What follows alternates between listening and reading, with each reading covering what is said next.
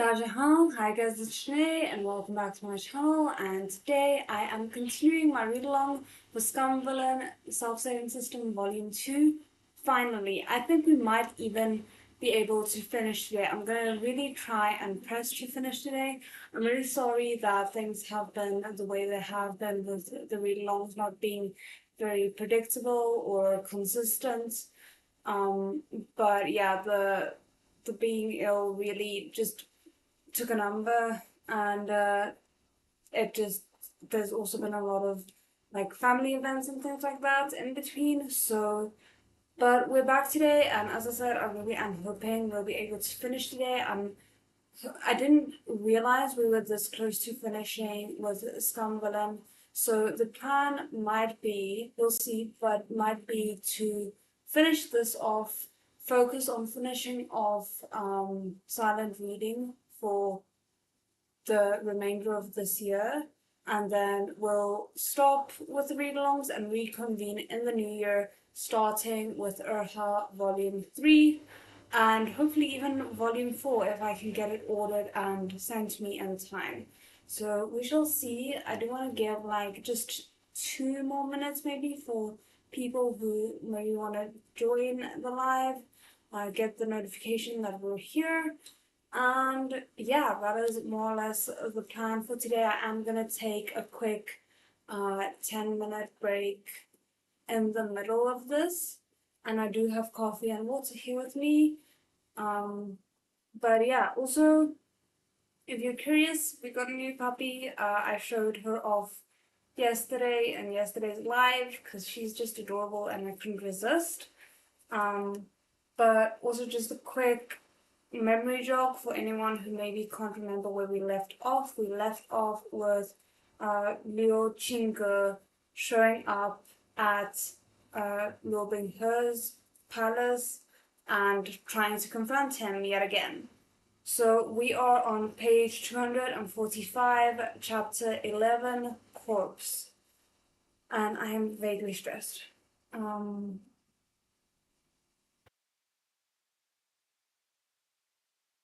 But yeah, okay, I'm gonna wait 1 more minute and then we can get started. I just wanna... Okay, no, we can get started.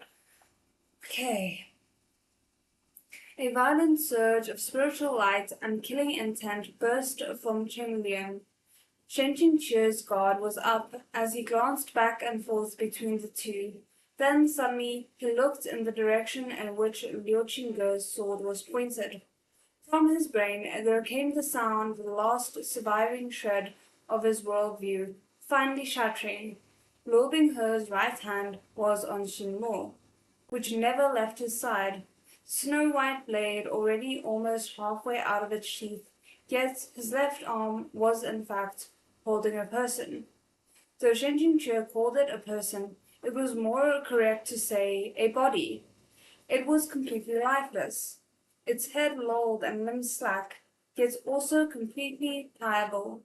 It too wore a set of flimsy inner robes, the neckline having slipped past its shoulder, exposing half of a paper-white back. Oh goodness, guys. "What have you done?" said Liu Qingge. Liu Qingge would never forget the scene he had witnessed just seconds before. After Qiong Lian had torn open an entrance, he had found a room completely empty, other than the overlapping silhouettes among the curtains. Liu Qingge knew that Luo Binghe definitely had to be in the pavilion, but he never could have imagined that he wasn't the only one within. Oopsie. Luo Binghe raised his eyebrows, tugging the limp body in his left arm further into his embrace. "You tell me, what have I done?" Shen Qingque was thoroughly speechless. Two people, or you could say one alive person and one dead person, rolling off something similar to a bed together, in clothes that barely covered anything. It didn't look like something family-friendly whatsoever. Sorry, whatever way you spun it. Without a single word from Liu Qingge, Qiong Lian shot forward. Xinmo had yet to be drawn all the way, so using only the sheath, lobbing her blocked Cheng Lian's point.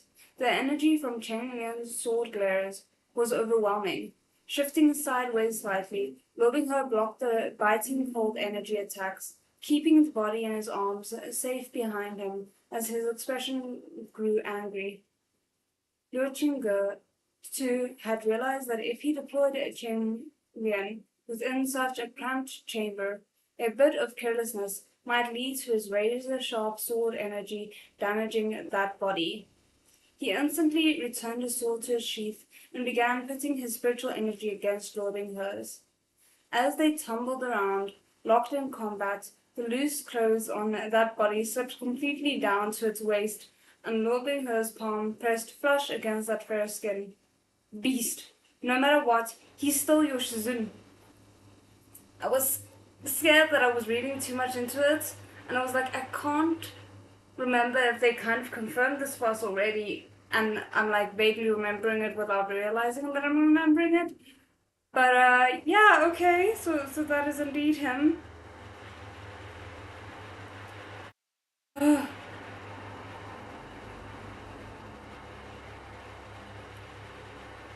Liu Qingge said with bloodshot eyes, "You think I'd do this with an outsider?" "That's not the point," Luobing He asked calmly. The Huanhua Palace disciples who'd formed several circles around them were all dumbstruck. Luobing He paid them no attention, his entire focus on dealing with Liu Qingge. Spiritual energy roiled like boiling water in the air around them, shooting in all directions. As they clashed, their expressions worsened, each more frightening than the last. No one dared to step inside Huanghua Pavilion for fear of being caught in the crossfire. Shen Qingque, however, wasn't afraid of the crossfire. He was merely unable to look at it straight on. Too hardcore. Way too hardcore. Even if his imagination had been as vast as the moon was covered with craters, he had still never imagined that one day he would become a character in this kind of hardcore kinky play. If you put it that way, oh my word. The thing Luobing He was holding in his arms, that was indeed, right? Indeed dead, right? He absolutely wasn't mistaken, because that was his corpse, okay? This had already surpassed the level of frigid horror. Even before he thought about it carefully, it was already beyond horrifying. Even though he couldn't force himself to look directly, he hadn't forgotten his reason for coming back. Shen Jingque flashed behind Luo Qingge. The latter went on guard, believing this to be an ambush, and let out a dark laugh, preparing to send his assailant flying with spiritual qi. However, instead, a hand pressed against against Liu Qingge's back, and a stream of steady, gentle, yet powerful spiritual energy flooded into his meridians. Once Liu Qingge received this aid, he could somewhat push back Luobing He. Liu Qingge dared not be careless, but he turned his head slightly. Out of the corner of his eye, he could only make out the muddled visage of the person behind him, as if there was something covering their face. "Who's there?" Liu Qingge asked quietly. Shen Jingque didn't answer and instead sent more force through his hand. The two fearlessly powerful streams of spiritual energy merged into one. Though Luobing He could block it perfectly, this blast of offensive spiritual energy would travel down his body and into the corpse in his arms. He could dissipate the energy, but the dead could not. If he didn't let go, the shock would probably cause the body's facial apertures to rupture. Oh damn! Luobing He was unwilling to harm the corpse, so he could only release it. The body was shortly tossed away by the boiling spiritual field, flying outward. Even after letting go, Luobing He's gaze remained firmly fixed on that body, his expression both helpless and reluctant. Shen Jingque suddenly found that expression of his unbearable. Using this method to force him to let go somehow felt a bit like bullying. Oh, that's interesting. Several disciples lacked sense and moved to take action. "Don't touch him," Luobing He yelled. Even from a distance, a wave of his sleeve filled that direction with screams. Shen Qingque withdrew the spiritual energy he'd been applying to Liu Qingge's back. With a tap of his foot, he launched himself forward, catching the body within his arms. The sensation of holding your own corpse definitely wasn't an ordinary level of incredible. I would think it would be the most unnerving thing ever. Shen Qingque gave it a couple of cursory glances. His old body's complexion was actually still decidedly rosy, its forelimbs pliant. Other than the tightly closed eyes and lack of breath, it was no different from a living person in a deep sleep. After self-detonating, one's spiritual energy was entirely dispersed. No cultivation remained within it to prevent the corpse's decay. On top of that, more than 5 years had passed since his death, so just preserving the body with ice wouldn't have yielded this level of success. The body didn't smell of herbs, so it probably hadn't yet been treated with chemicals either. It was unclear what method Lobingher had used. It probably is a bit of the not so savory method, if I had to guess, going off of LXX's previous types of writing. Chen Qingque dodged a spiritual blast strong enough to split stone and looked up. Lobingher was currently staring dead at him, his expression ferocious. Only now did Chen Qingque realize that this body's clothes had already slipped all the way down its torso, and that he was holding its naked flesh. Given how he had been touching and gazing at it, no matter how he looked, it was a both incredibly disturbing and rather provocative sight. Ugh! He hurriedly pulled up the corpse's clothes, then sent the spot potato towards Liu Qingge. Catch! Luo Binghe wanted to seize it, but he was intercepted by Shen Qingque. Originally, Shen Qingque had been worried that Luo Binghe would activate the heavenly demon blood mites, but whether murderous intent had gone to his head or his panic had sent him into a tizzy, he surprisingly didn't think to activate that trump card. Luo Qingge caught the body with one arm and called forth Chen Lian with his free hand, easily beating back the circle of attacking Huanghua Palace disciples. Due to being tossed back and forth between them, the corpse's top had finally ripped completely.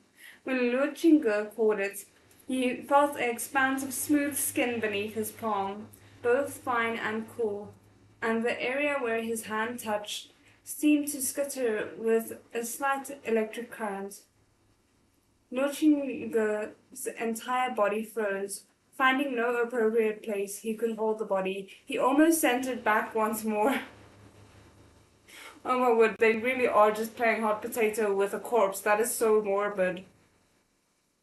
Luckily, he managed to resist this impulse in the end and took off his outer robe, the white cloth spraying like wings, and bundled up the body in his arms. Chen Lian flew back and steadily hovered before his feet.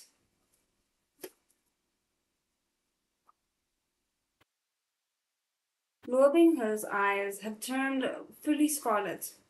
The entire Huanhua Pavilion was like a tightly sealed box, and inside the box a bomb had been placed. When the bomb exploded, the walls collapsed with a loud rumble. Falling alongside the flying sand and hurtling stones, aside from people and more people, were two objects that hit the ground with a metallic clang. When Shen Qingque focused and looked, he saw there were actually two swords, Shen Yan and Xue Ya. These two swords had originally shared the same fate and broken into numerous sections of blade shards. It was unclear how they had been repaired, but they had been tied together and placed in Huanhua Pavilion. Only with the pavilion's collapse did they once again see the sun and sky. Seeing these two swords once more left an indescribable feeling in Shen Qingque's heart. He looked towards Luo Binghe, whose clothes had been disheveled from the start.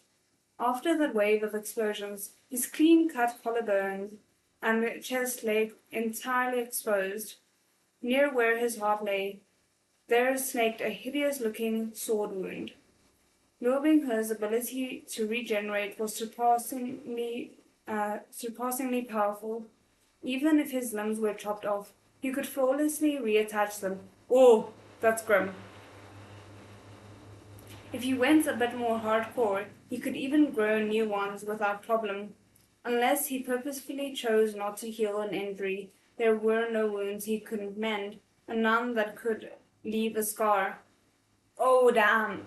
So he purposely forced his body to to retain that scar, is what I'm hearing. Liu Qingge, Luobinghe shouted, "For Shizun's sake, I've let you live over and over again. But since you want to die so badly, you can't blame me." The force of his subsequent eruption of spiritual energy and murderous intent almost made Shen Jingqi's internal organ shift inside him.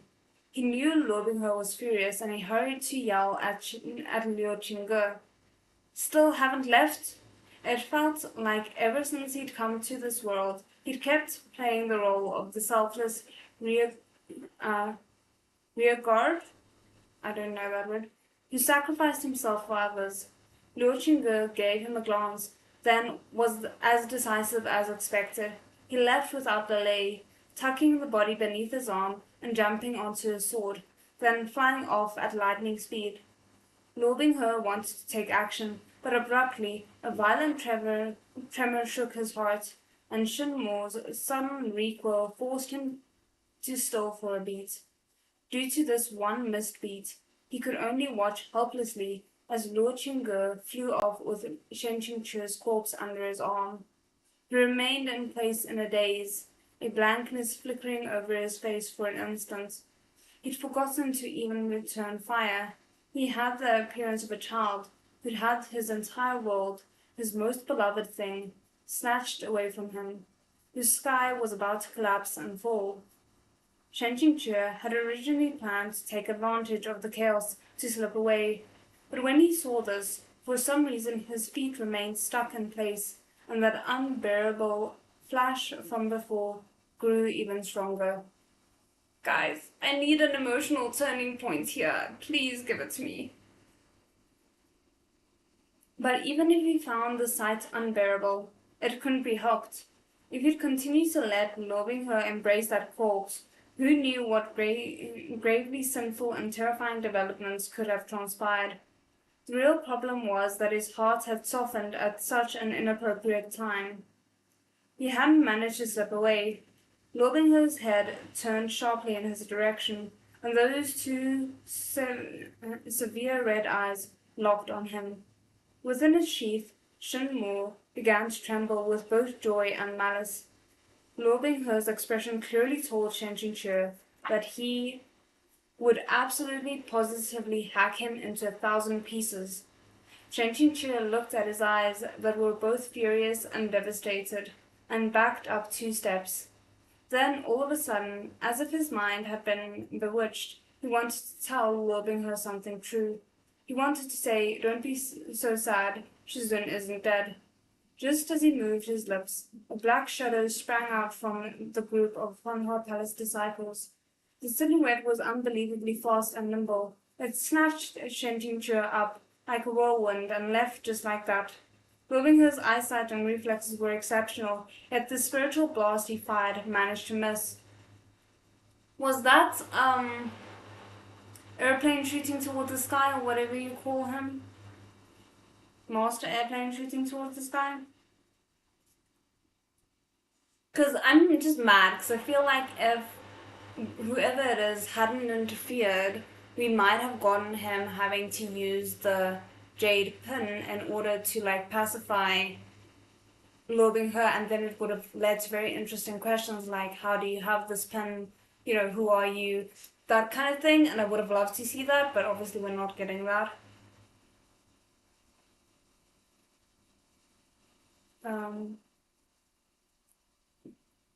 He stood in place, emotionlessly looking at the ruins that remained of Huanhua Pavilion, and at the troops strewn everywhere. The entire time, the Huanhua Palace disciples had been unable to interfere, but they too knew that Luobinghe's mental state was unstable after this series of losses. He would definitely explode in a rage. They hurried to kneel in mass. It all happened that Xia Hualing had finally made it to the pavilion. She rushed to the front, but Lobingher sent her flying the moment she arrived, and she coughed up 3 liters of blood. She'd long known that Lobingher was temperamental, but not knowing what he had enraged him this time, she said in terror, "My lord, calm down! My lord, calm down!" "The person you brought back is really quite something," said Lobingher. This "really quite something" was so fearsome that it would have been less scary if Lobingher had told her to commit suicide on the spot. Xiao Hualing's soul almost left her body. "This subordinate has something to report," she said hastily. The moment the break-in occurred, this subordinate detected the problem and went to deal with it. Liu Qingge wasn't the only intruder. The Peak Lord of Baijiang Peak had scouted the palace's interior by cover of night, but he was unable to break the maze array. However, someone had broken the maze array beforehand, and using that, Liu Qingge also successfully infiltrated. Lobingher gazed in the direction in which Lord Qingge had disappeared on his sword, and slowly clenched his fist. The bones of his knuckles cracked. Xiao Hualing figured that Lord Binghe genuinely didn't care who the other intruder was. He was only concerned with Shen Qingque's body, which had been snatched away, so she hastily changed her tune. Liu Qingge can't get far carrying that by himself. The subordinate will take some forces and give chase. "No need," said Lo Binghe. Zhao Hualing shivered, her heart chilly. A vague premonition welled within her. And indeed she heard Lo Binghe coldly say, "I'll go myself. Call Morbei here." I don't know who Morbei is. I feel like we should know, and I just can't remember the name or the connection to the name. Okay. We're almost half an hour in. We've done less than 10 pages. That's not good. Let me try and get us to at least 10 pages by the halfway mark. Sorry, by the half hour mark. At this time, Shen Qingque finally came to understand exactly how gentle Lobinghe had been while controlling the blood mites in his body.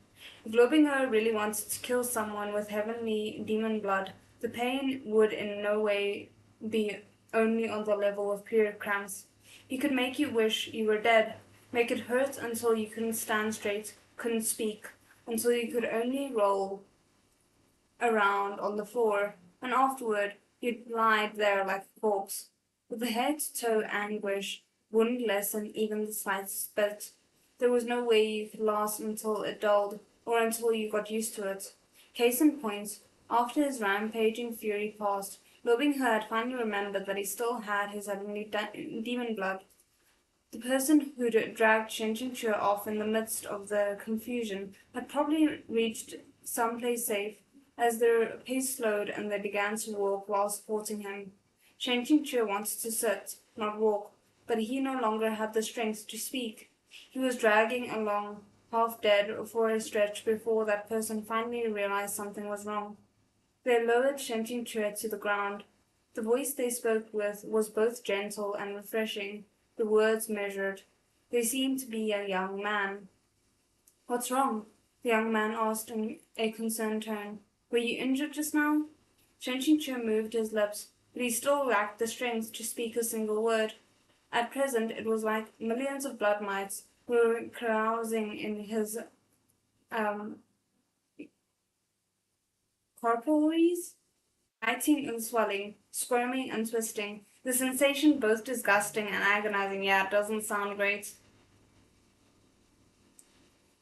This was teaching Shen Qingque that when Lobinghe had activated the blood mites in his body before, it had no malice at all, and had basically been 120% tender-hearted, more or less just briefly teasing him. I don't know if you should put it that way, but okay. Shen Qingque rapidly ran through the various achievements and honors he'd earned under the system's coercion, and he'd honestly found it hilarious beyond belief. Exactly where had he gone wrong? How had his actions resulted in loathing his feelings of that for him? That is the question. Shen Qingque searched himself and concluded that he'd been a staunch straight man from birth, and that all of heaven and earth could testify to this. There were some comments you made that I think might disagree with you, but okay. There should have been no need to doubt loving his orientation either. So exactly whose fault was this? No need to wonder. If a character was derailed, it was of course the author's fault. Everything could be blamed on airplane shooting towards the sky. Two dry laughs had just left Shen Qingque when there was another burst of excruciating pain, and he really did roll around on the ground a couple of times. It seemed that doing this could alleviate the agony a little. It hardly rolled anywhere when he was held in place by the person who'd taken him. The young man touched Shen Qingque's forehead along with his cheeks. His beard had mostly fallen off, leaving it sparse and patchy, and cold sweat was everywhere. That touch trailed downward until it was at Shen Qingque's chest and abdomen. For some reason, the places he touched felt a bit better. Shen Qingque sucked in a breath, and he couldn't help but say, "Ugh, my friend, where are you touching?" Even a few hours ago, he generally wouldn't have cared where others, especially those of the same sex, touched him. They could touch wherever they liked. Please go ahead. But ever since Loving had opened a series of gates to a new world for him, Shen Qingque's worldview, which had been set for the past 20+ years, had suffered a heavy blow. From now on, he needed to look at the world with a new gaze and more sensitive attitude, especially on the issue of befriending those of the same sex. Oh my word. That person made a "ah" sound, then quickly let go and apologized. "Sorry, I didn't mean to." No, said Shen Qingque. "You can touch. Please continue, thank you. It wasn't an illusion." When this person let go, Shen Qingque immediately began to hurt. It seemed like this guy really could pacify the heavenly demon blood. Shen Qingque turned his head. He couldn't see the young man's face clearly beneath the moonlight, but those features were more or less bright and refined, the eyes incredibly pellucid. I don't know what that word is. They reflected Shen Qingque's silhouette, and the crisp moonlight like blue water, the image overlapping within them. Shen Qingque looked at those eyes and faintly recalled something, but before he could give it careful thought, something exploded within his brain, the pain so great that he groaned. Shoving his head downward, he curled his fingers into a fist and furiously bashed the ground. And I'm hoping it's that one character that everyone thought to be dead, but I don't, like, at the same time, I don't really want to get my hopes up for that.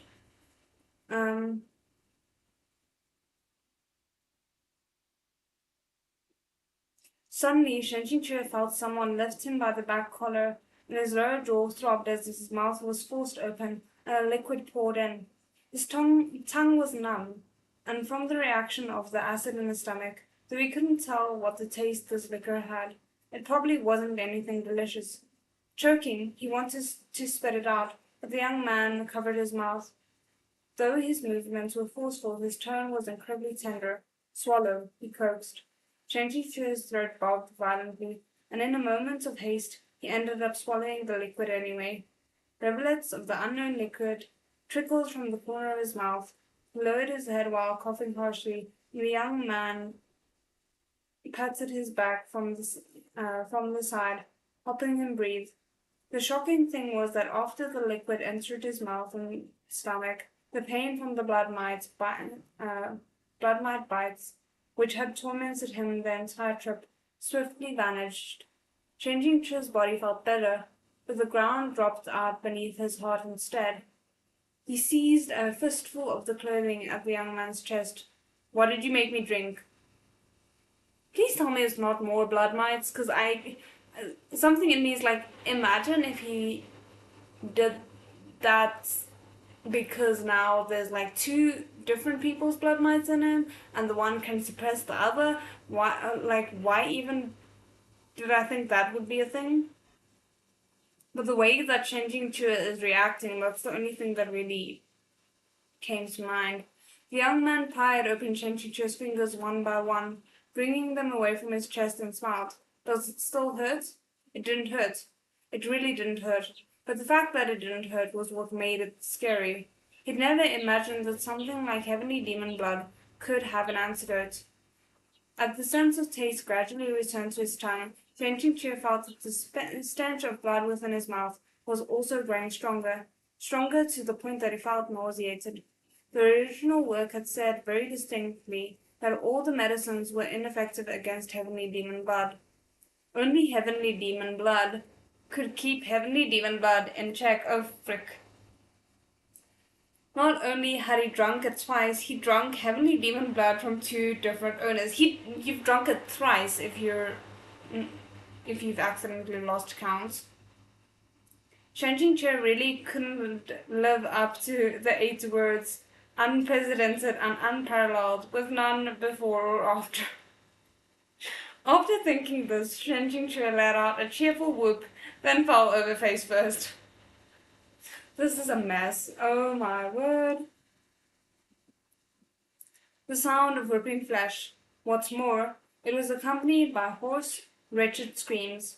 Shenjing Chua pressed on his temples, and the scene before his eyes slowly clarified and focused. Oh, great. A sea of blood, a mountain of corpses. Lobingho stood wooden in the midst of this purgatory of a scene. He wore black, so the blood couldn't mark his clothes, but half of his face was splashed with specks of crimson, and he raised his lowered sword callously and mechanically. To start, when Shenjing Chua first laid eyes on Lobingho, an image automatically surfaced in his mind, that of Lobingho holding Shenjing Chua's corpse as he rolled off the bed in a heap, so it was hard to look at him directly. But soon he realized that Lobingho was massacring his own dream realm constructions. What difference was there between this and stirring his own brain with a knife? Ooh, damn, okay. That's a problem. He's not an idiot who doesn't know better. Only a madman would do something like this. Though Shenjing Chua often loved to say that Lobingho was a masochist who liked to torture himself, there was no way he could squeeze out a couple of dry laughs over this level of self-torture, or even take the time to ridicule it. Lobingho lifted his eyes to Shenjing Chua, his gaze hazy, like his mind was unclear. But as soon as those eyes reflected Shenjing Chua's silhouette, they instantly brightened, and he promptly tossed aside the long sword in his hand.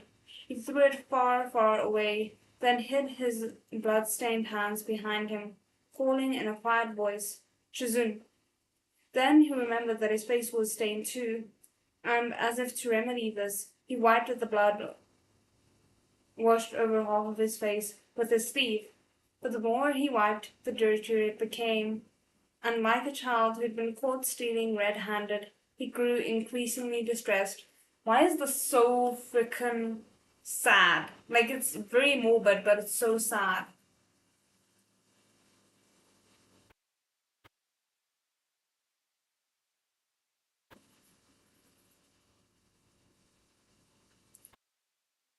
A stranger the first time, familiar the second.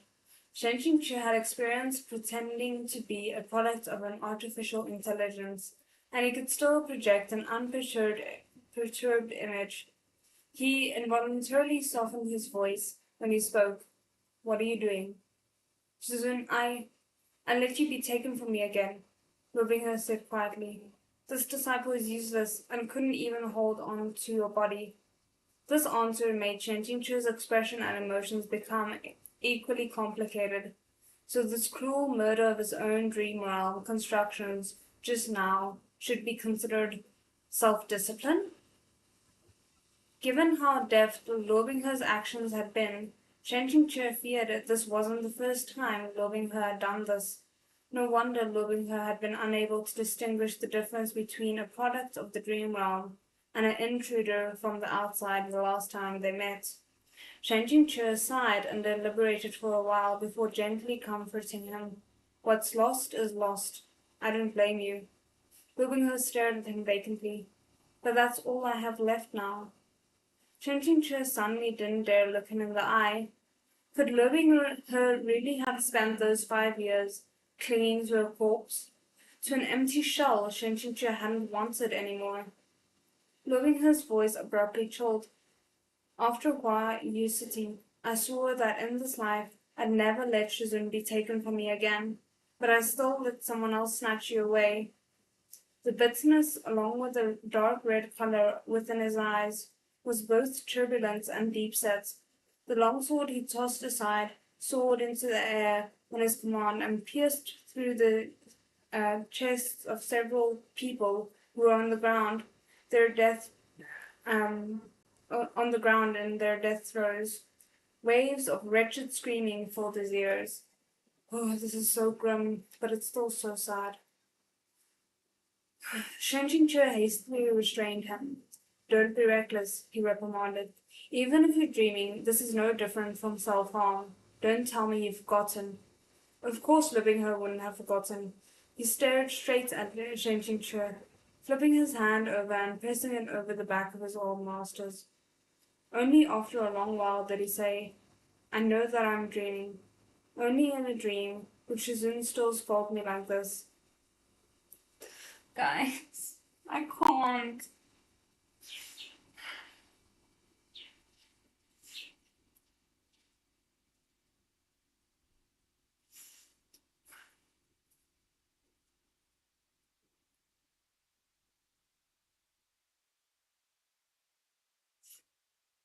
Upon hearing this line, Shen Qingque snapped back to his senses.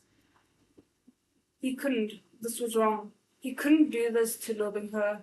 If you didn't have the kind of intention towards someone, you shouldn't give them hope. The larger the hope, the larger the disappointment. Wow. Well, at least he has that much sense. I mean, I think he's wrong. I think he does love Lubinghe and he just hasn't realized it yet. Um, but it is important for people to be aware of that, and I appreciate the fact that he's thinking about that. Um,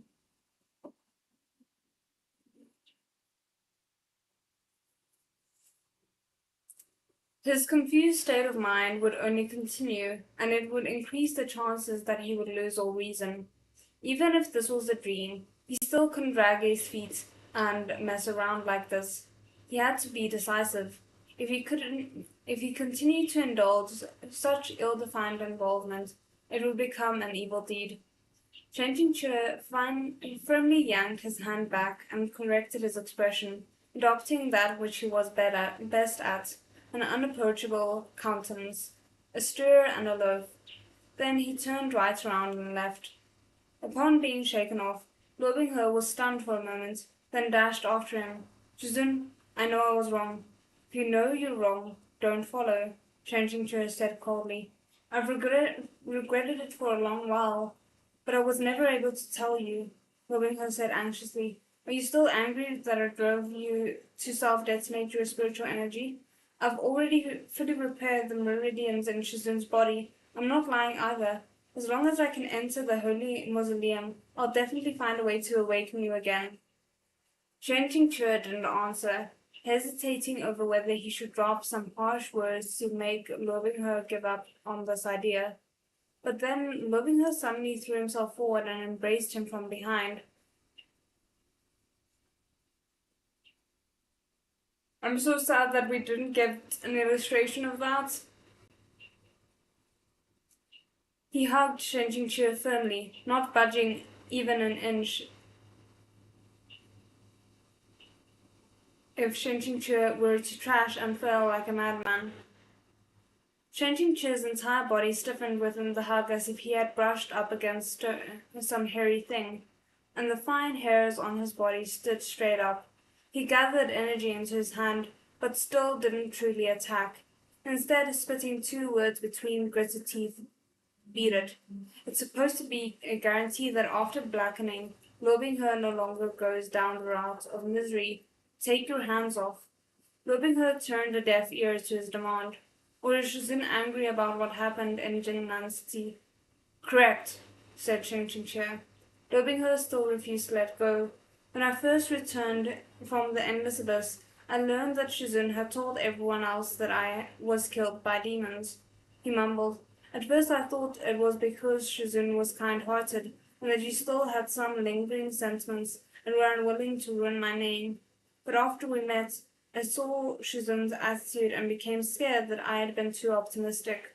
I thought that Shizun hadn't concealed the truth for me, but because he felt that having brought up a demon would ruin his reputation. He cut a pitiful figure while speaking, the sentences tumbling out one after another, as if he was terrified that Chen Jingche would brusquely interrupt and not let him continue. I really wasn't the one who arranged for the sowers. At that time, I was so angry, I couldn't think. That's the only reason I let them shut Shizun in the water prison. I've known I was wrong for a long time now. I'm kind of living for this, but also scared that it's not going to resolve the way I want it to. Like, I'm scared something's going to go wrong again.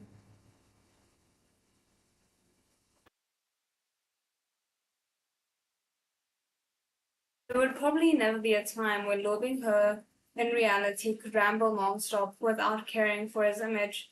In all likelihood, he could only dare prattle on like this within the dreams he created for himself.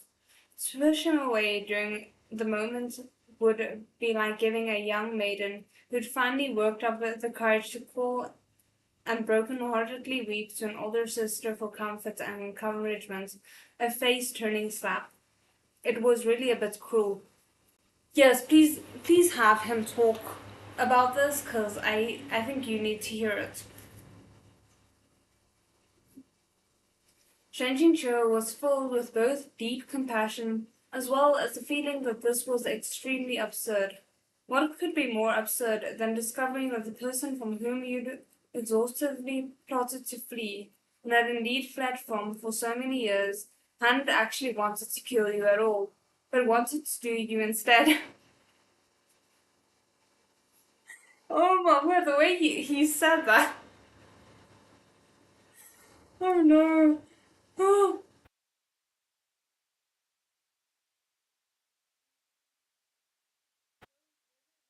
Desire was to kill or to sleep with. The result was the same. Shen Qingqi would still run away with all his might. One party wanted to meet but couldn't, and so had clung to a corpse for 5 years. The other party avoided the first like the plague, but still felt like he ran into him a great deal. Shen Qingqi's hands were stiff as he raised and lowered them, clenching them and relaxing them. In the end, he let out a sigh anyway, and patted that head above his. Hell, I've really lost, he thought. Right now, forget about the harem. A perfect, fine, dark, and vicious stallion novel, male lead, was very possibly still a virgin.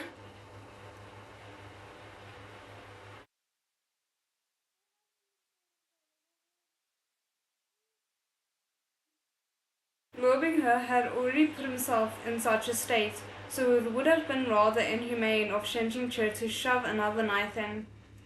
In the end, Shen Qingche lost to the deeply tragic act Loving her had sold him, as well as to his own sense of sympathy.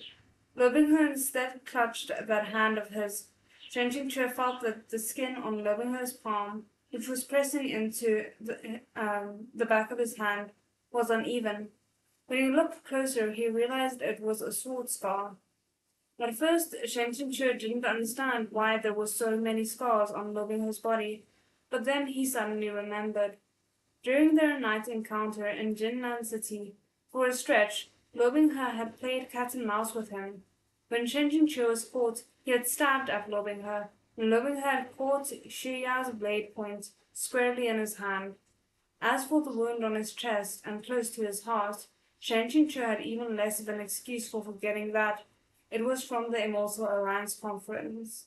While forcing Lobing to fall, Shen Qingque had accidentally stabbed him. This is freaking tragic. I hate it. I mean, I love it, but I hate it. It seemed like every time he tried to stab Lobing, the latter had never avoided the strike and had instead always received it head on, neither dodging nor evading, letting him hack away. Because of this, Shen Qingque had stabbed him twice, despite not wishing to either time. Furthermore, after being pierced by his blade, Lobing hadn't healed either wound and instead had purposefully preserved them. That is some level of masochism, alright. Um, Only a short while ago, Shen Qingque could have matter-of-factly believed that Lobing was nursing a grudge and keeping the scars to remind himself of his hatred at any time. But now Shen Qingque could no longer deceive himself about the exact meaning of these actions. That is interesting when he puts it like that, like the way that you could frame it in your mind if you wanted to, but obviously that is not actually the case.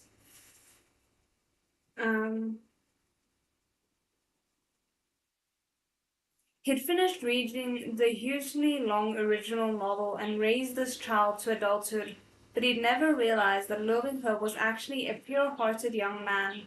And as the deeply emotional stallion had turned gay, the stallion part had actually been summarily dropped. This Lobing who'd been bent to heaven knows where, the way they framed that, by his rearing, possessed a heart both masochistic and easy to harm, more delicate than a young maiden's. Or maybe it wasn't that Shen Qingque had never realized it, but that he'd never truly thought to understand.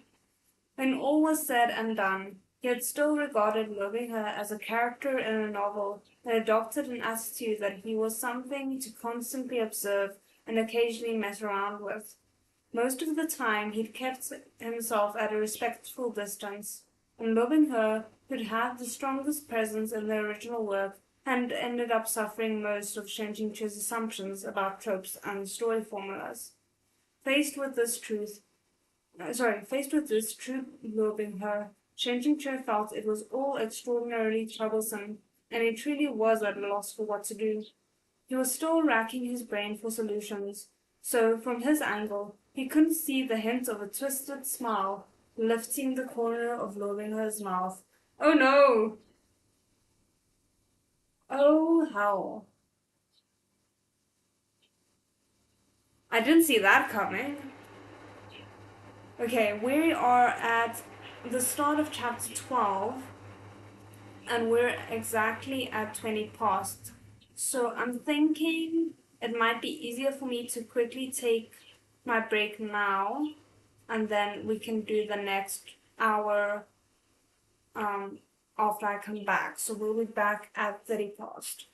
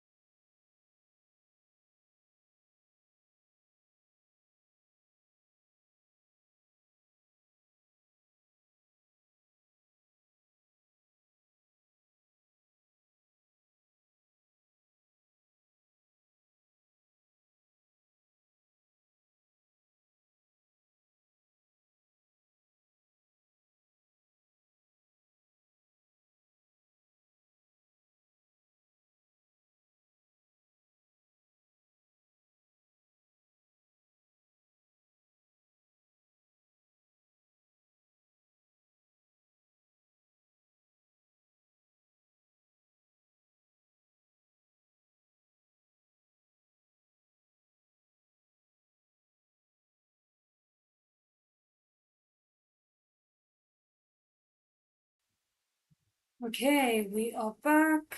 We can pull up the chat again. I hope the audio and everything is still fine. You can let me know if it's not, but there shouldn't be any changes. It does seem like there might be a little bit of a lag, but as long as the audio isn't lagging, then I think we can continue because the visuals aren't that important. I topped up my coffee and I have my water, and we are on chapter 12, page 265. Okay. Jude. After walking, Shanjin Chua opened his eyes to see a gauzy, snow-white canopy above him. Sorry, walking. I meant waking. Sorry about that. Which makes the rest of what I just read make much more sense. Someone pushed open the door and walked in, then lightly closed the door behind them. Are you awake? Shen Jingche rotated his neck back and forth, then looked at the asker out of the corner of his eye. Under the light of the lantern, which was warmer than the light of the moon, that young man's looks were indeed good. The corner of his mouth held a smile. His appearance was peerlessly clever and handsome. His eyes especially exuded a kind of gentle and quick-witted air. He'd seen the pair of eyes before. They were the eyes that had been nurtured by the dew lake. When Shen Jingche rolled into a seated position, a bag of ice fell from his forehead. The man stooped to retrieve it and put it back on the table, then replaced it with a new bag for him. Upon seeing this, Shen Jingche was too embarrassed to voice all the "who are yous" and "what he wants" he had been holding within himself. Coughing once, he said in a reserved tone, "Many thanks for your assistance at Hunhua Palace." The young man stood by the table and smiled. Humans have a saying, a drop of kindness should be repaid by a flood. Moreover, the kindness from immortal Master Shen far exceeds a drop. I feel like I should know what the book is hinting at, and I have no clue. First of all, this gentleman was indeed the snake man from Bailu Forest. Ah, okay. Second of all, this gentleman knew that the person inside this shell was Sheng Jingche. Tianlangjun? Sheng Jingche asked probingly. The reason why that ancient line of heavenly demon blood was called heavenly was because, according to legend, her bloodline had fallen from the heavenly realm and become demons. Only a heavenly demon with a lineage purer than Lo Binghe's could suppress the blood within Shen Jingche's body. In that case, a problem arose. Of the heavenly demon lineage, Shen Jingche knew of only two who had been named in the original work, Lo Binghe and his dad. Who else could he guess? But such things only came in threes. At this juncture, Shen Jingche's super unique riddle-solving method, which had succeeded every time to date, finally hit a wall. The man shook his head. Immortal Master Shen, taking me for my lord is truly an excessive honor. When Shen Jingche heard this, my lord, he finally figured out which character this person was. By the time of the original work's prologue, Tian Langjun had already been subjugated and imprisoned underneath a high mountain. However, that grand battle of many years past had little to do with the male lead's overpowered and stallion ways, and thus airplanes shooting towards the sky had but roughly covered the affair. He said only that Tianlanjun was no match for the combined siege of numerous top cultivators of the human realm, and he was imprisoned beneath XX Mountain, never to be freed again, his trusted right hand separated from him by injury or death. Which mountains was XX Mountain exactly? Shen Jingche had never properly considered this question, but once his curiosity was piqued, he finally realized which one it was. Bailu Mountain. Bailu Forest on Bailu Mountain. Shen Jingche looked the man up and down. So this was the trusted right-hand man of Lo Binghe's father. But looking at him now, he could find no trace of that snake man's deformed figure from their first encounter. Clenched Chair swallowed. May I venture to ask this distinguished gentleman, what is your name? Tian Langzhen's subordinate, Zhu Lang, the man said courteously. His words had only just left his mouth when the system gave a notification. Increased degree of storyline completion and filled in hidden character list. B point plus 300. Activated plot hole filling event. B points plus 100. A burst of uncontrollable excitement suddenly welled up inside Shenjinche. Plot hole filling definitely referred to those atrocities whose perpetrations, had never been identified, leaving the reader defrauded and without leads, as well as the buggy setting details in the original work. This was precisely one of the greatest reasons that Shen Yuan had disdained proud immortal Demon Wei. It was also a major reason why he'd been beating his chest, stomping his feet, and gnashing his teeth after finishing the novel. Now he'd drawn out a character who had never directly appeared on stage, and the system had opened a plot hole filling opportunity. Could it be that next he'd finally uncover the truth behind those giant plot holes ripping through the sky? I saved you once, then you saved me once, for even now, said Shen Jingche. The save you once he spoke of referred to the time he'd stopped Gong Li Shao from killing the snake man. But Zhu Lang shook his head. There is more to it than that. If not for immortal Master Shen, I'm afraid that even after many more years, I still wouldn't have been able to approach the sun, moon, dew mushroom. How can you say we're already even? This sounded perfect to Shen Jingche. All right then, let's discuss. Can't you just extract both influences from my blood? Must you let them remain? It was as if there had been a parasite within his body, and the doctor's approach to treatment had been to place another parasite inside him to fight it. From every angle imaginable, the situation had only worsened. It's this humble one's first time utilizing heavenly demon blood, said Zhu Zhilang. I've never even heard of a means by which it is dispelled. Oh, my soul! But also, why is the right-hand man of a demon king giving such cinnamon roll energy? I don't understand it. I'm living for it, but I don't understand it. This was disappointing. Shen Jingche still expressed his understanding. The blood had entered his body and dissolved without a trace, so separating it out again truly wasn't especially feasible. Though it cannot be dispelled. As long as this one's blood is also in immortal Master Shen's body, the other heavenly demon will be ineffective, Zhu Lang said. After we go to the demon realm, the tracking function will fail and he will be absolutely unable to torment you any longer. Wait. Hold on. When did I say I wanted to go to the demon realm? Said Shen Jingche. We're going very soon, said Zhu Lang. Shen Jingche examined his expression. The repayment you spoke of, it wouldn't happen to be taking me there. Why go to the demon realm at all? It was short on supplies and natural resources. The culture and customs were incompatible with his, and the environment wouldn't suit him either. In addition, more urgent worries were still piling up in his forebrain. For one, there was his brain's new trauma-driven meltdown courtesy of Luobing He's near necrophilic behavior. Oh, the way... I mean... It's true, kind of, but the fact that it's on the page just makes it so much more visceral.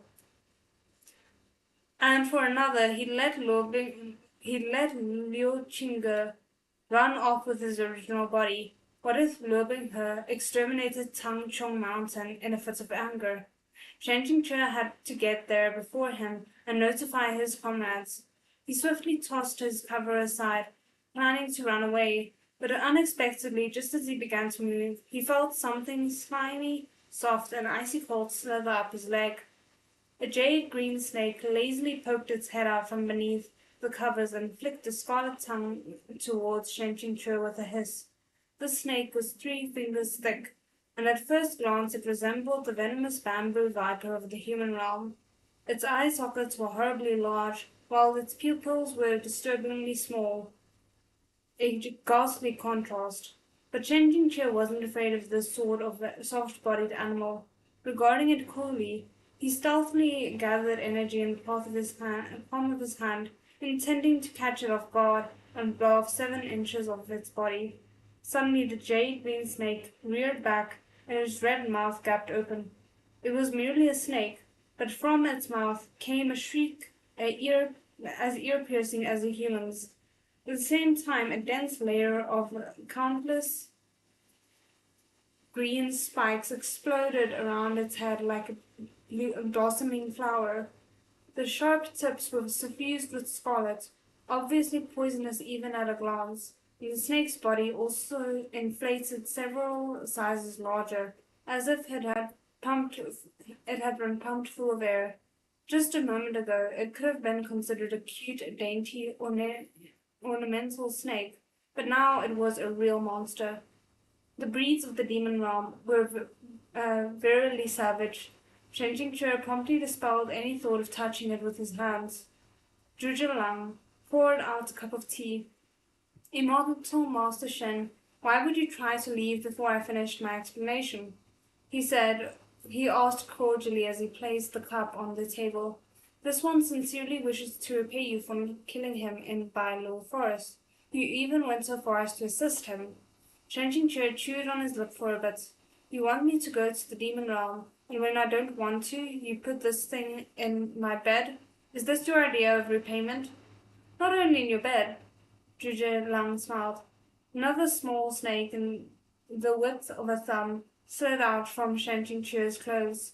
This snake had been coiled in his robes all along.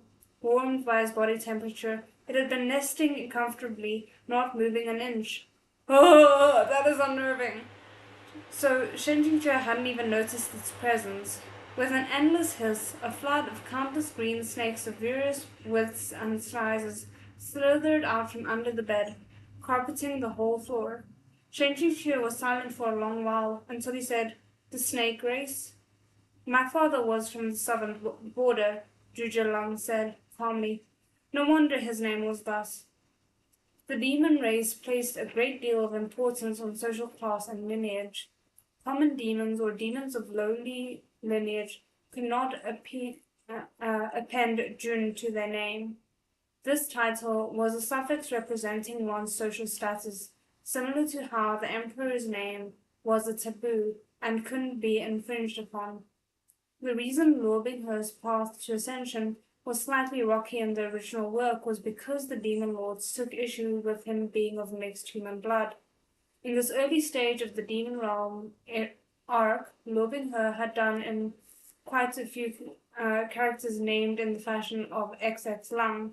Therefore, Shen Qingque had concluded that while the name with the suffix weren't necessarily all from the slums, their origins couldn't be especially esteemed either. Zhuge Lang undoubtedly belonged to the heaven demon bloodline, but he couldn't take the title of Jun. The issue was evidently due to his mixed heritage. Oh my word, that's a lot to take in.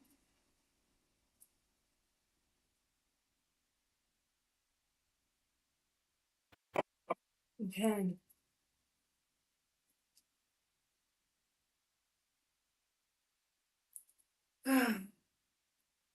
The snake race resided on the southern border of the demon realm.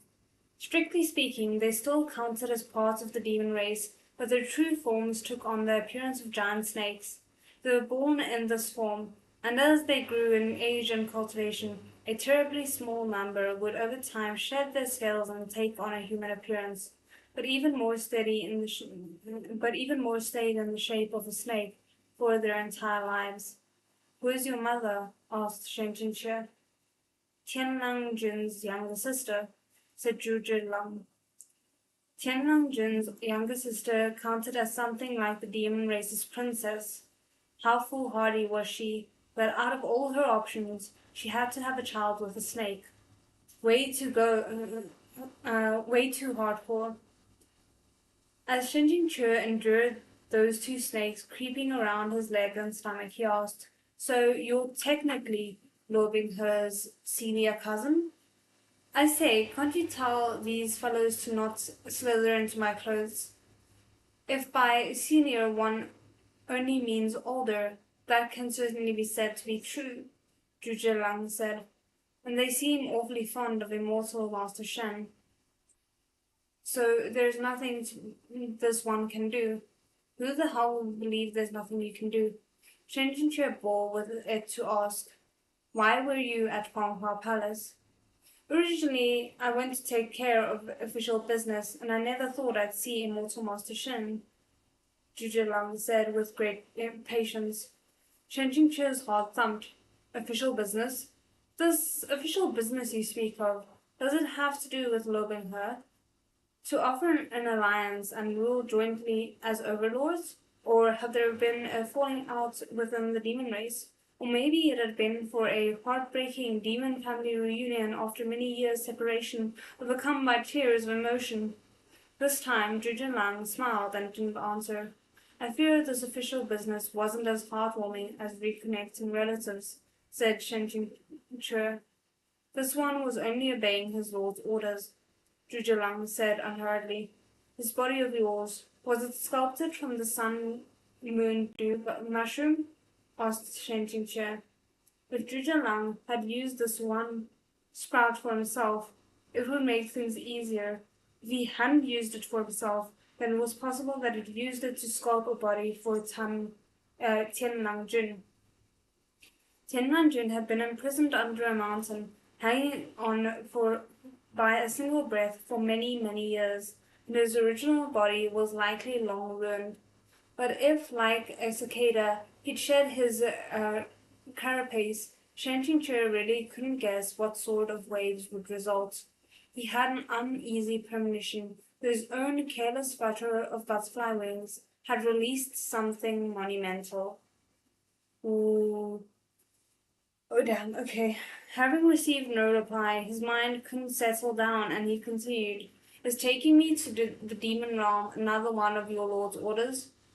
Whenever a question touched upon the subject of Tianlangjun, Zhuge Lang clammed up and refused to answer, offering nothing but a polite smile. It was truly infuriating. Only when Shen Qingque finally withdrew in defeat did he open his mouth, retaining his usual refined and courteous manner. "Rest well, immortal Master Shen. If there is anything you need, please say so, and I will certainly handle it for you. We will depart for the borderlands tomorrow at the latest." Exhausted from all the talking, Shen Jingque asked, "Do you have money?" "Yes," Zhuge Lang responded. "Can I use it?" "As you wish." "I want women." Zhuge Lang stopped, staring blankly. "Wasn't it you who said that if there was anything I needed, I should tell you and to feel free to do as I wished? I want women." Shen Jingque repeated, "Get rid of the snakes." A small crack finally opened in Zhuge Lang's smiling expression. After a long while, he did as instructed. Shen Jingque hummed a laugh and turned to get off the bed. He threw on his outer robes and tidied his clothing. For some reason, Zhuge Lang seemed to be hesitating, wavering over whether to follow. But when Shen Jingque stepped out the door, he tagged along after all. As Peak Lord of Qingjing Peak, Shen Jingque had been obligated to be mindful of his image. Though 1,000 curiosities had gripped his heart, he'd cleaved to the tenet that brothels were not to be entered. But now he had the opportunity. Shen Jingque acted as though his Zhuge Lang-shaped shadow didn't exist, and after strolling through the streets once, he picked the warm red pavilion for its more hospitable appearance. He strode in, expression utterly at ease. "Oh my word, why do I want this to be a complete mess?"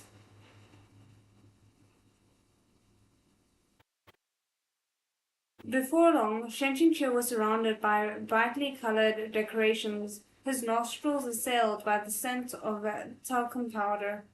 Zhuge Lang took a seat beside him at a round table, as motionless as as Mount Tai. What's with the look on your face? Asked Shen Qingque. Zhuge averted his eyes. It's just, I'm a bit surprised that immortal Master Shen would actually be interested in this place of prostitution. Wait a moment. You'll see what I'm interested in, said Shen Qingque. Just as he spoke, a new songstress leisurely walked up from the side.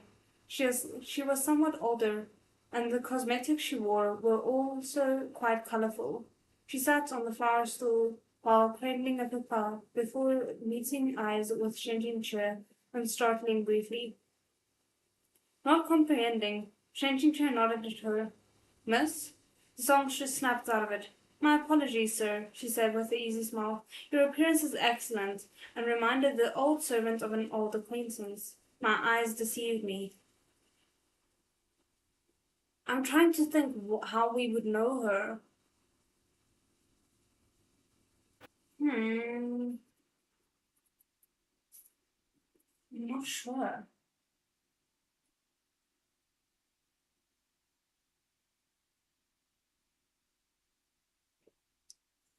When she said her piece, she lowered her head and didn't mention anything further. Then, with a few plucks on the strums, she began to sing. At first, Shen Qingque just whispered into the ears of the girls next to him, not bothering to listen to the music. But after catching a couple of phrases, he suddenly felt that he'd heard two incredibly unbelievable things. He called for the songstress to stop. Miss, what is this you're singing? The servant is singing the popular new ballad, Regrets of Shan, the woman said with a delicate voice. That's odd, said Shen Qingque, his face full of black lines. Just now I seem to have heard you singing two names. Could you repeat those? The pipa player smiled behind her sleeve. What's odd about it? Could it be that you've never heard of it before? The leading character in Regrets of Shan have always been Shen Qingque and loving her. Oh no! Oh, oh my word!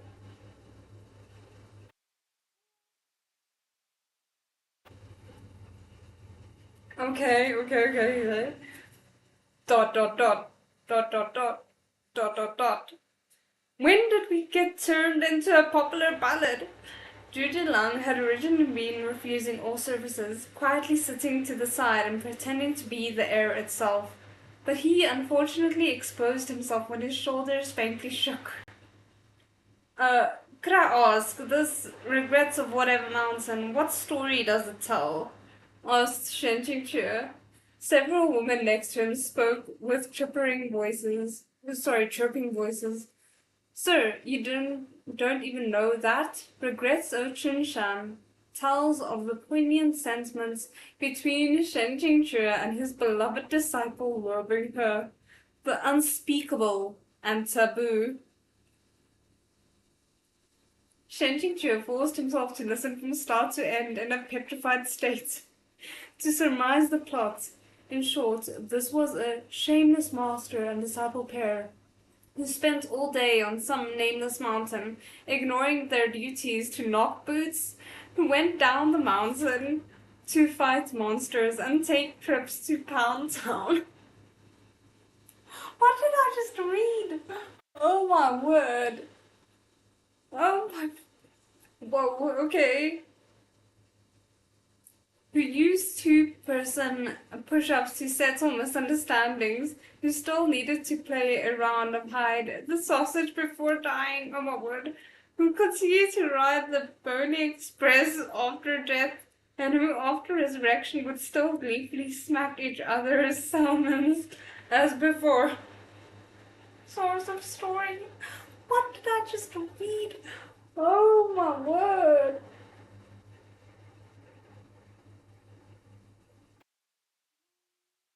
Oh. Oh no, that was, oh my word, okay, sorry.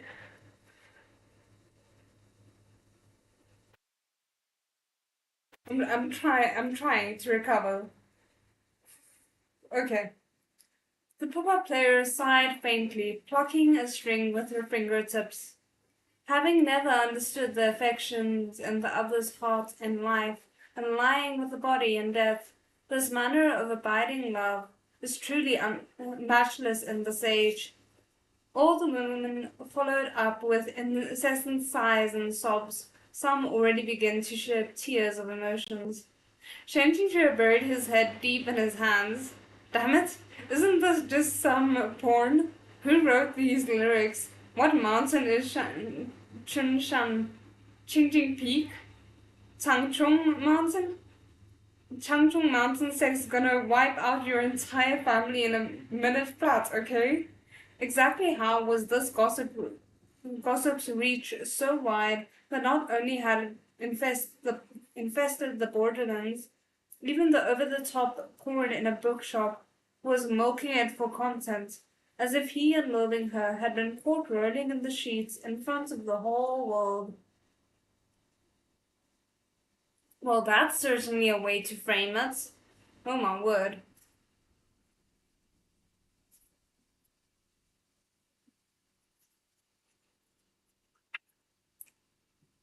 Sorry, hold on.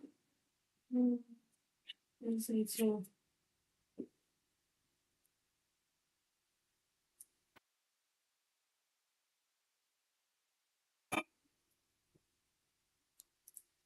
I always struggle with the mic and like not accidentally hitting it, and then I end up accidentally hitting it in any way, so sorry about that.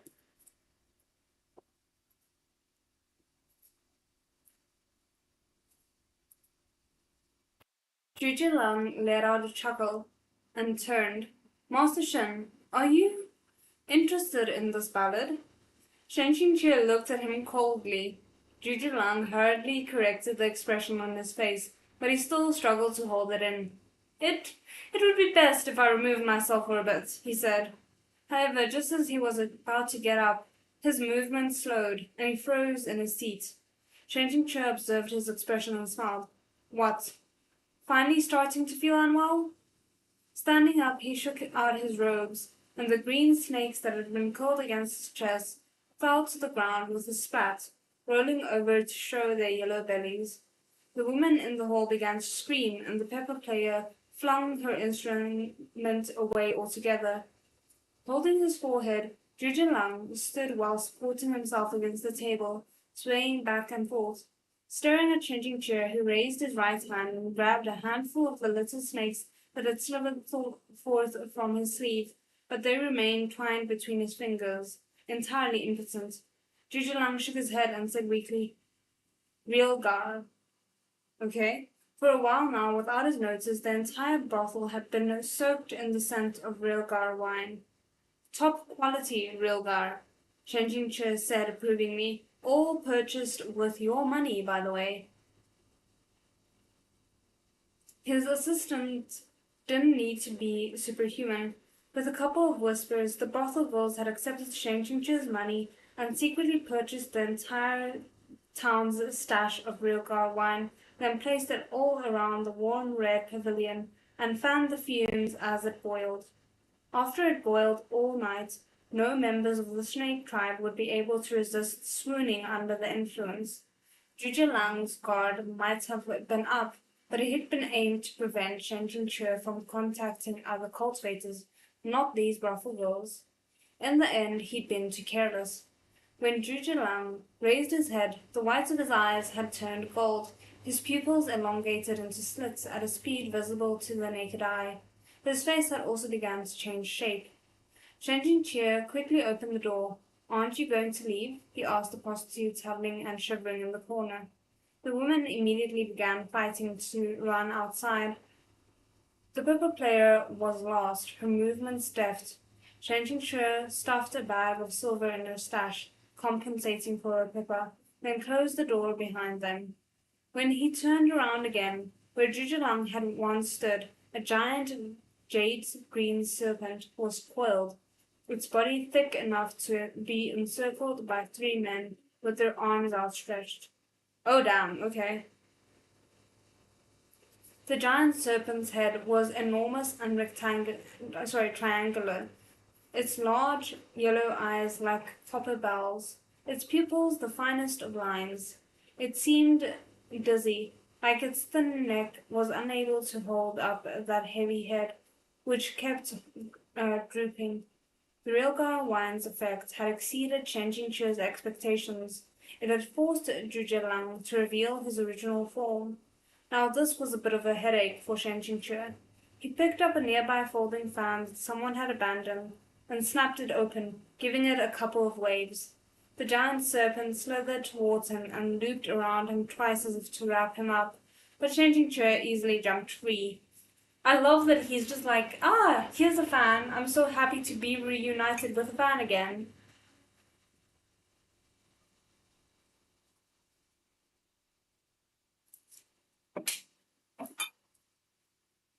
The giant serpent whirled and twined, then burst out of the building like it was a drunk, crashing down into the middle of the street and alarming the passersby, who screamed and fled in all directions. Shen Qingque followed it down from the upper floor and shouted, "Going outside is useless. The entire town is filled with the smell of real wine." A piercing shriek erupted from the giant serpent's mouth. It shook its head and thrashed its tail in its spot on the road. Shen Qingque decided to draw it away from the places with large volumes of people, and he flew to leap onto the serpent's head. Whenever it moved in the wrong direction or was about to crash into a passerby or residence, Shen Qingque jabbed the side of its head with his fan. The serpent's scales were like an armor, and they made a great rumbling sound as it slithered over the ground. Shen Qingque often had to pour large amounts of spiritual energy into the fan before it could make the snake change direction. The snake change direction. In this manner, he just barely managed to pilot it towards the edge of the town. After taking his money, the brothel girls had done their job with everything they had. No one could say how much real wine they'd boiled.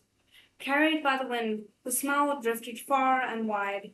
Even after finally arriving at the foot of a nearby mountain, it still continued to waft towards them from uphill.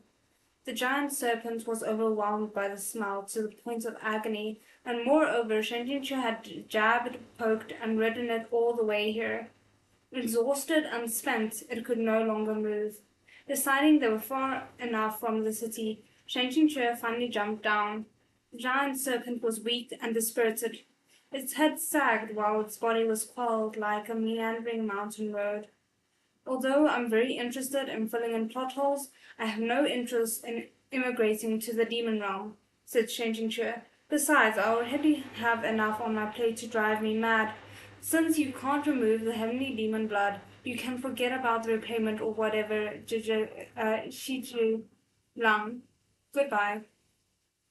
Shen Qingque was incredibly afraid that once the wine's effects dissipated, Zhuge Lang would return to his original form and release another torrent of snakes to ensnare him, so he ran like the wind. Once he reached the next sizable city, he found an eminently reliable chain store and rented a fine sword. Yes, that's right, he really rented one. Just like rental cars, immortal swords could be rented, and the prices were entirely fair and reasonable. I love that. Basically, he was still using Zhuge Lang's money, so Shen Qingque passed both hands together and gave thanks to this benevolent brother. Then he sped off towards Tangchong Mountain sect by sword.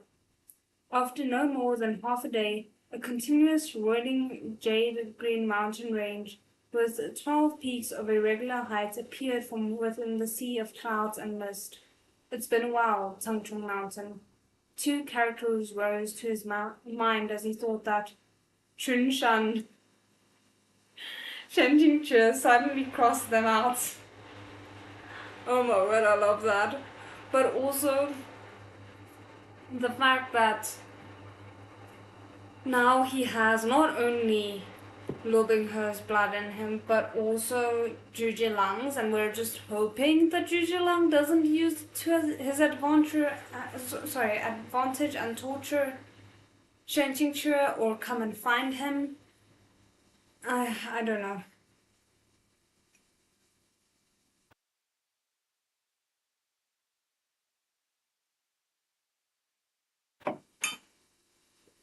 Okay. I don't think we're going to be able to finish this tonight, but we'll see. I don't know if I'll be able to do 20 pages in 30 minutes. Okay, chapter 30, Coercion. An air defense barrier surrounded the periphery of Tangchong Mountain sect. Immortal swords not from the sect could not enter without prior notice, and those entering without authorization would be knocked off course.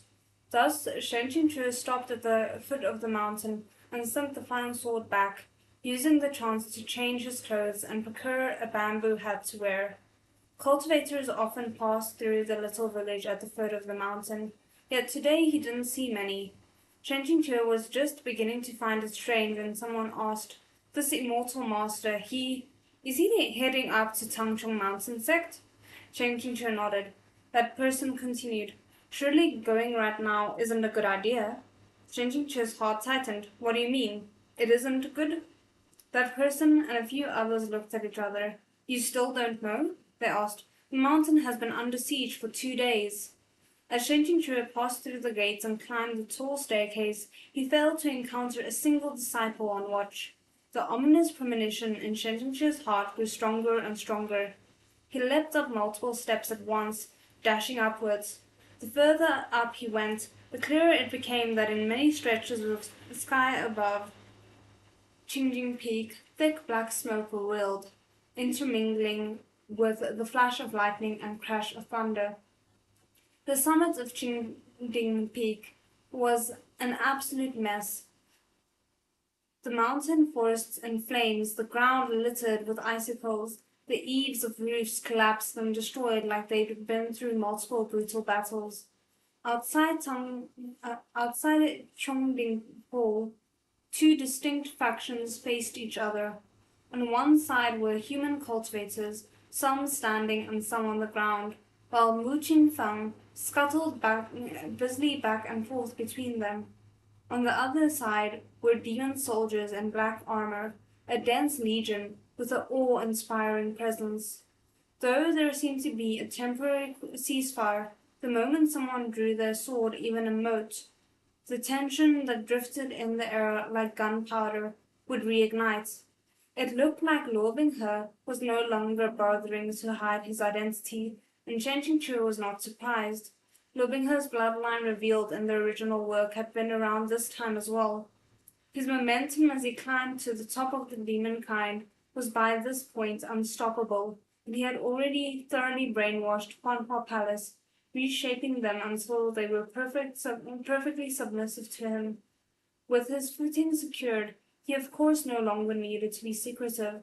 The only difference between this formal shedding of a pretense and the scenario in the original were the setting and the synopsis.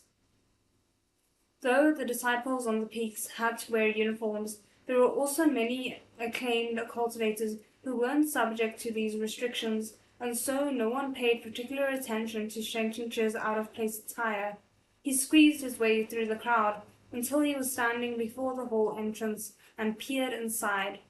Yu Qingyan sat there with his eyes closed, while Liu Qingge stood behind him, palm pressed against his back. The ripples of spiritual energy around their bodies seemed rather unstable. In all likelihood, neither of these situations were good. Shen Qingque had finally reunited with his Jiangmen Qiong, an unfortunate shidi, only to find them in such a sorry state, a state that he'd put them into. Guilt welled within Shen Qingque's heart, but when he turned again, his breath stuttered. Luo Binghe was standing at the other side of the great hall, a heavy air around him. He was wearing black, which made his skin shine translucently pale in comparison. His eyes were dark as pitch, but also blisteringly bright, and his expression was cold and dispassionate. Yet the air around him struck a fearsome unrest in others. Mo Beijun stood behind him. Though it was the position of a deputy, his head was slightly raised, like an ice statue to whom haughtiness was second nature. Yu Qingyan suddenly opened his eyes. Jiangmen Qiong Are you all right? Chi asked worriedly. Qiong shook his head, then looked at Lo Binghe.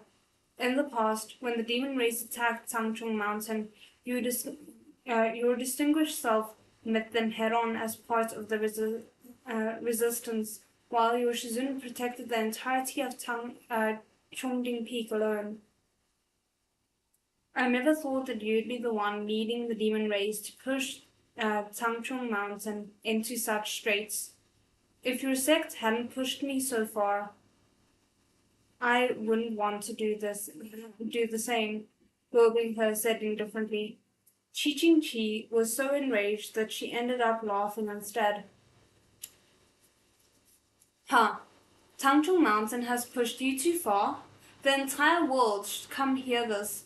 Even if you push aside the matter of you being an ungrateful wretch who betrayed your sect, you forced your own Shizun to self-detonate in front of you.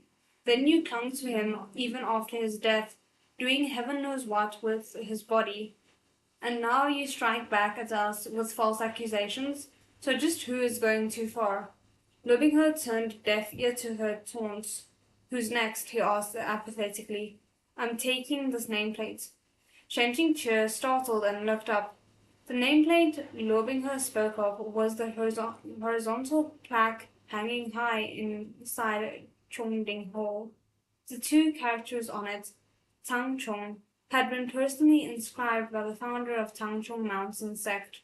After so many years, it held extraordinary significance, and it was equivalent to a slice of Tangchong Mountain's dignity. Likewise, taking this inscription would be the equivalent of slapping Tangchong Mountain across the face. Back when Xiao Hualing had impudently led an army to surrender Chongding Peak, her goal had been to take the same nameplate back to the demon realm to show it off. If you want to fight, then fight, said Qi. First you burned down one of our abodes, next you destroy a gate, and now you're here to take this nameplate? What are your intentions? To torment us methodically, bit by bit, and refuse us a swift release? Shime, let it be, Yue Qingyan said as he stood. Though he was at a disadvantage, his expression was as steady as Mount Tai, so as not to undermine his troops' morale.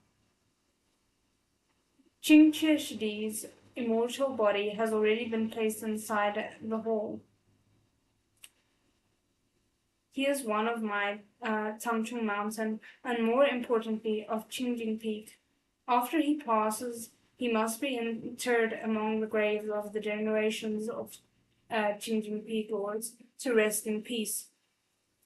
Unless you slaughter the entirety of Tangchong Mountain, so long as anyone in this sect has a single breath left to breathe, regardless of how long it takes, Qingche Shidi's body will never again fall into your hands. Sorry about that. I don't know how I feel about everyone sacrificing their lives for Shen Jingqi's corpse. I'm also not okay with what Luo Binghe's been doing with it, but I don't think the average person would want other people's lives to be lost just to save their corpses.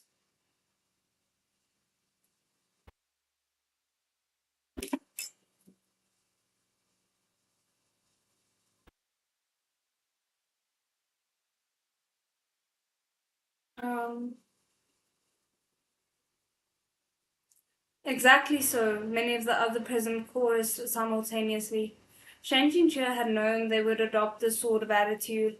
It was precisely because he knew Tangchong Mountain would do anything to protect that body of his that he'd come back. The corner of Lovinger's mouth tugged up in an ice-cold smile. He lowered his head and said in a measured tone, I won't do anything to Tangchong Mountain personally, and I won't kill a single member of Tangchong Mountain sect, but what I have plenty of is time. Time to stall you out. Those 3 words, stall you out, one by one, resounded clearly within Shen Jingqi's ears. Suddenly, his entire heart sank. He was not the kind of person to engage in polite debate. When he was at the absolute advantage in terms of pure power, he was disinclined to feign civility, and if there was a sect he wanted something from, he would deploy the most direct and effective approach: bathe the sect in blood, slaughter all comers. What did I just say? Comers, there we go, and take the desired object away. Yet in this case, had possessed the patience to stall for 2 days thus far.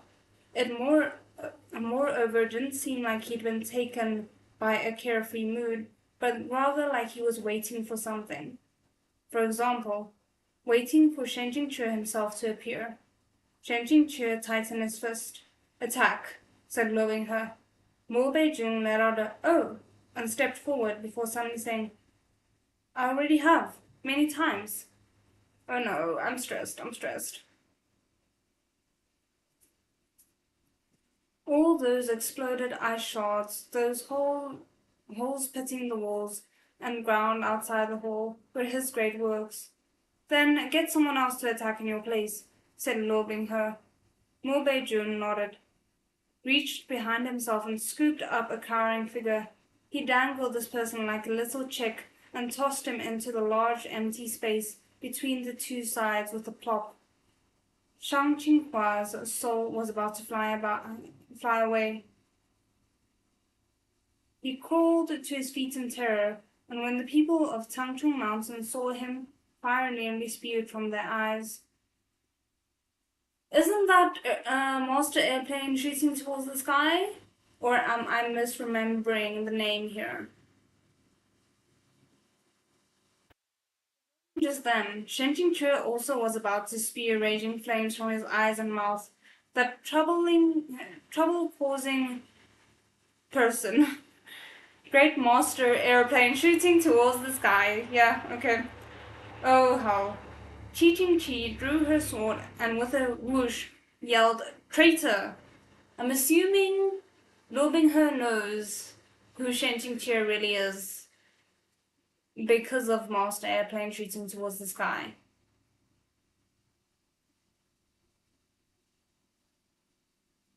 Shang Qinghua smiled ubiquitously.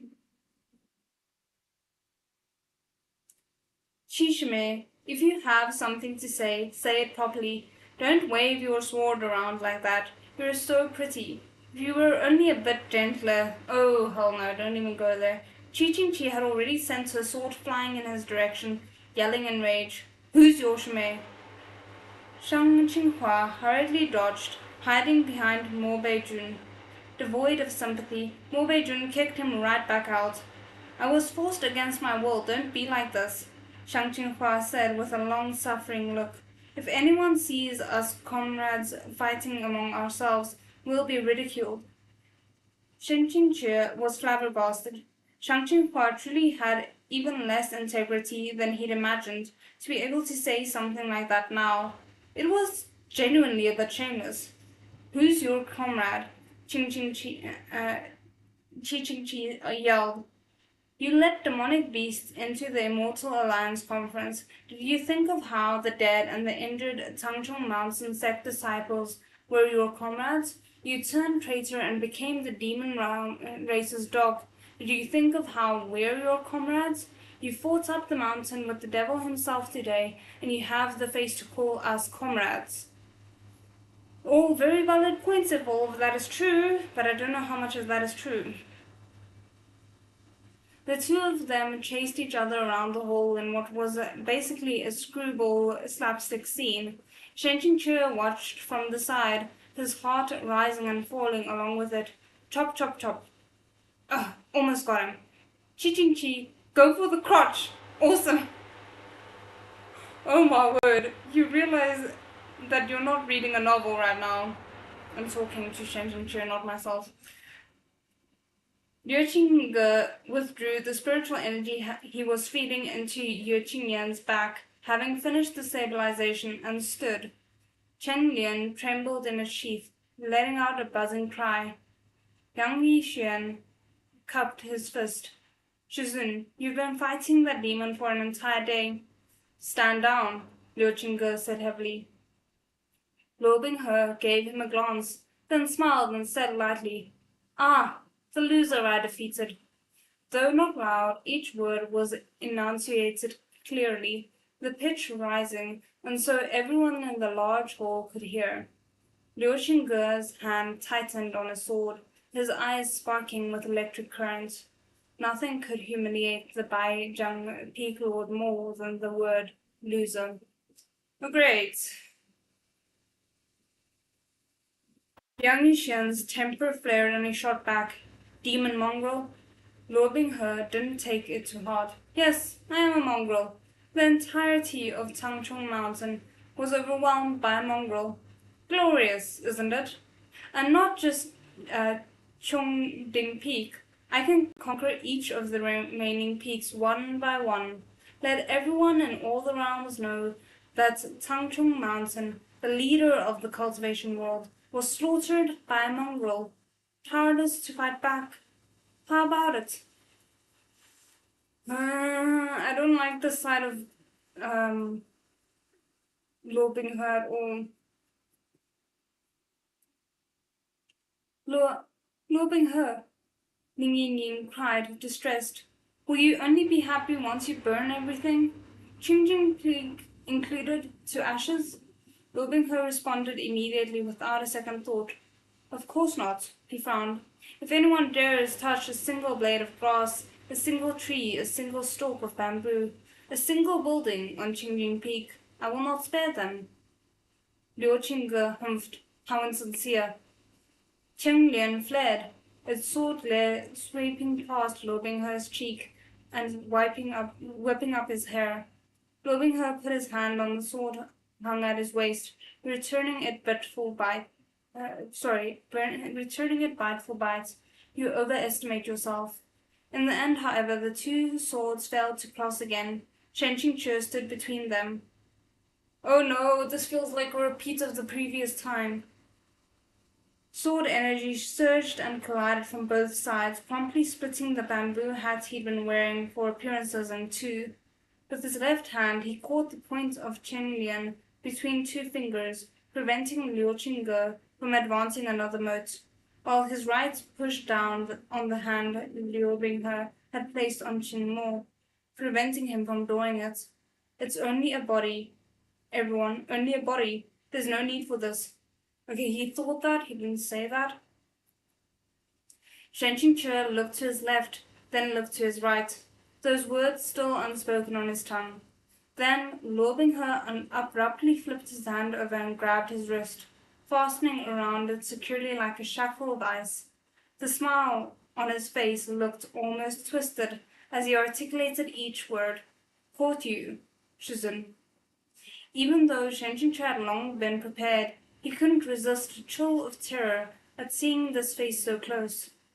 After a moment of absolute silence, a clamor rose in the hall. I'm stressed. I'm so freaking stressed. Yu Qingyan was astonished. His voice trembling faintly. Are you?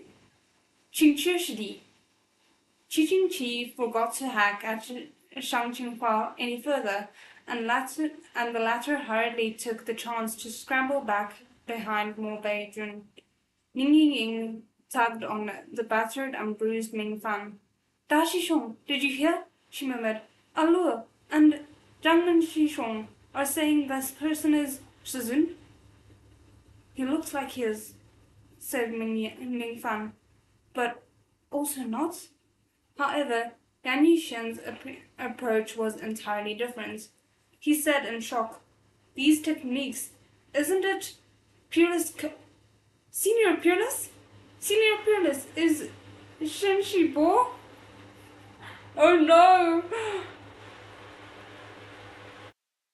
Thank you for not saying the entire ID." Liu Qingge's eyes suddenly went wide, his usual unaffected expression cracking completely. You're not dead? Shen Qingche, once guilty and grateful feeling shattered to pieces. Liu Shidi, what's that look on your face? He asked disbelievingly. Aren't you happy your Shishong is alive? Liu Chinge's face flickered through an entire rainbow of colors, first green, then black, then white. It was quite a marvel to see, and many others looked about the same. Before Shen Qingque could respond, a hand tugged his face back around. At last you're willing to reveal yourself? Luo Binghe asked. Shen Qingque's bones felt like they were about to break under Luo Binghe's grip. The only things he could move were his legs, but it wasn't like he could kick Luo Binghe's crucial bits before the crowd. Faint flames of rage surged within him as he recalled every detail of what had happened. You did this on purpose, he said. What are you referring to, Shizun? Said Luo Binghe. Instead of directly butchering your own way through the mountain, you chose to drag things out to this extent. You meant to draw me out. Luo Binghe sneered. So Shizun can, at times, guess what this disciple is thinking as well. This disciple is so overjoyed that he might lose his mind. I'm dying to beat my chest and stomp my feet, and I will certainly remember this moment until the end of my life. Liu Qingge withdrew his sword, his body swaying like he was still a bit dizzy. He pointed at Luo Binghe. You, let go of him.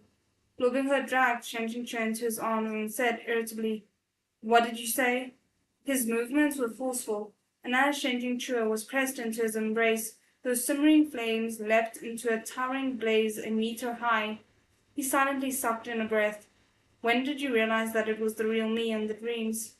If Luo Binghe hadn't discovered that weak link, he could never have guessed that Shen Qingque wasn't dead, nor would he have been able to get Shen Qingque to deliver himself free of charge simply by waiting at Changchong Mountain.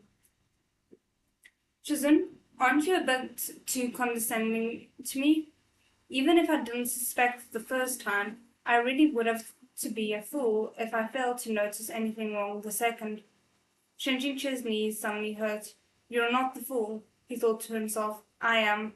He'd known exactly how incredible Luo Binghe's cultivation was, how transcendental his control over the dream realm, and yet only Shen Qingque could have been fully aware of these things and still believe that Luo Binghe had been genuinely delirious and able to differentiate between an intruder and an illusionary creation.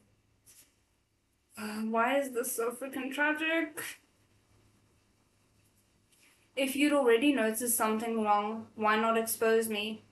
Had it been fun playing around with the skit of a loving master and filial disciple? Luo Binghe stared at him. Why should I expose you? Didn't my sweetness make Shizun oh so happy? Happy? Shen Qingque hadn't been even the slightest bit happy. He'd only been worried about Luo Binghe's emotional state. And this incident proved that even his worry had been a factor under Luo Binghe's control. After all, this was Luo Binghe, the male lead. Oopsie. How could a single blunder on Shen Qingque's bumbling part have turned him into a small, pitiful white lotus? Shen Qingque was indeed the type who was open to coaxing over force. But you couldn't just slap him in the face afterwards with a, I faked it. Wait, Qi Qingqi blurted out. Exactly what is going on here? She pointed towards the interior of Chongqing Hall. Isn't that the thing lying inside there, Shen Qingque? How has another appeared? Luo Binghe. Oh, hi. I'm good, thank you. Almost done with volume 2 of Scum Villian.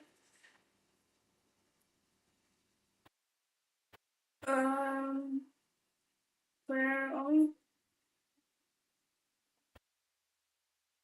Appeared to be in a good mood. Why not ask the former Anding Peak Lord? Hell, thought Shen Qingque. He should have known Shang Qinghua's slimy lack of integrity would come into play. Shang Qinghua let out a weak laugh, and within a single sideways look from Mo Beijun, he stepped forward without delay.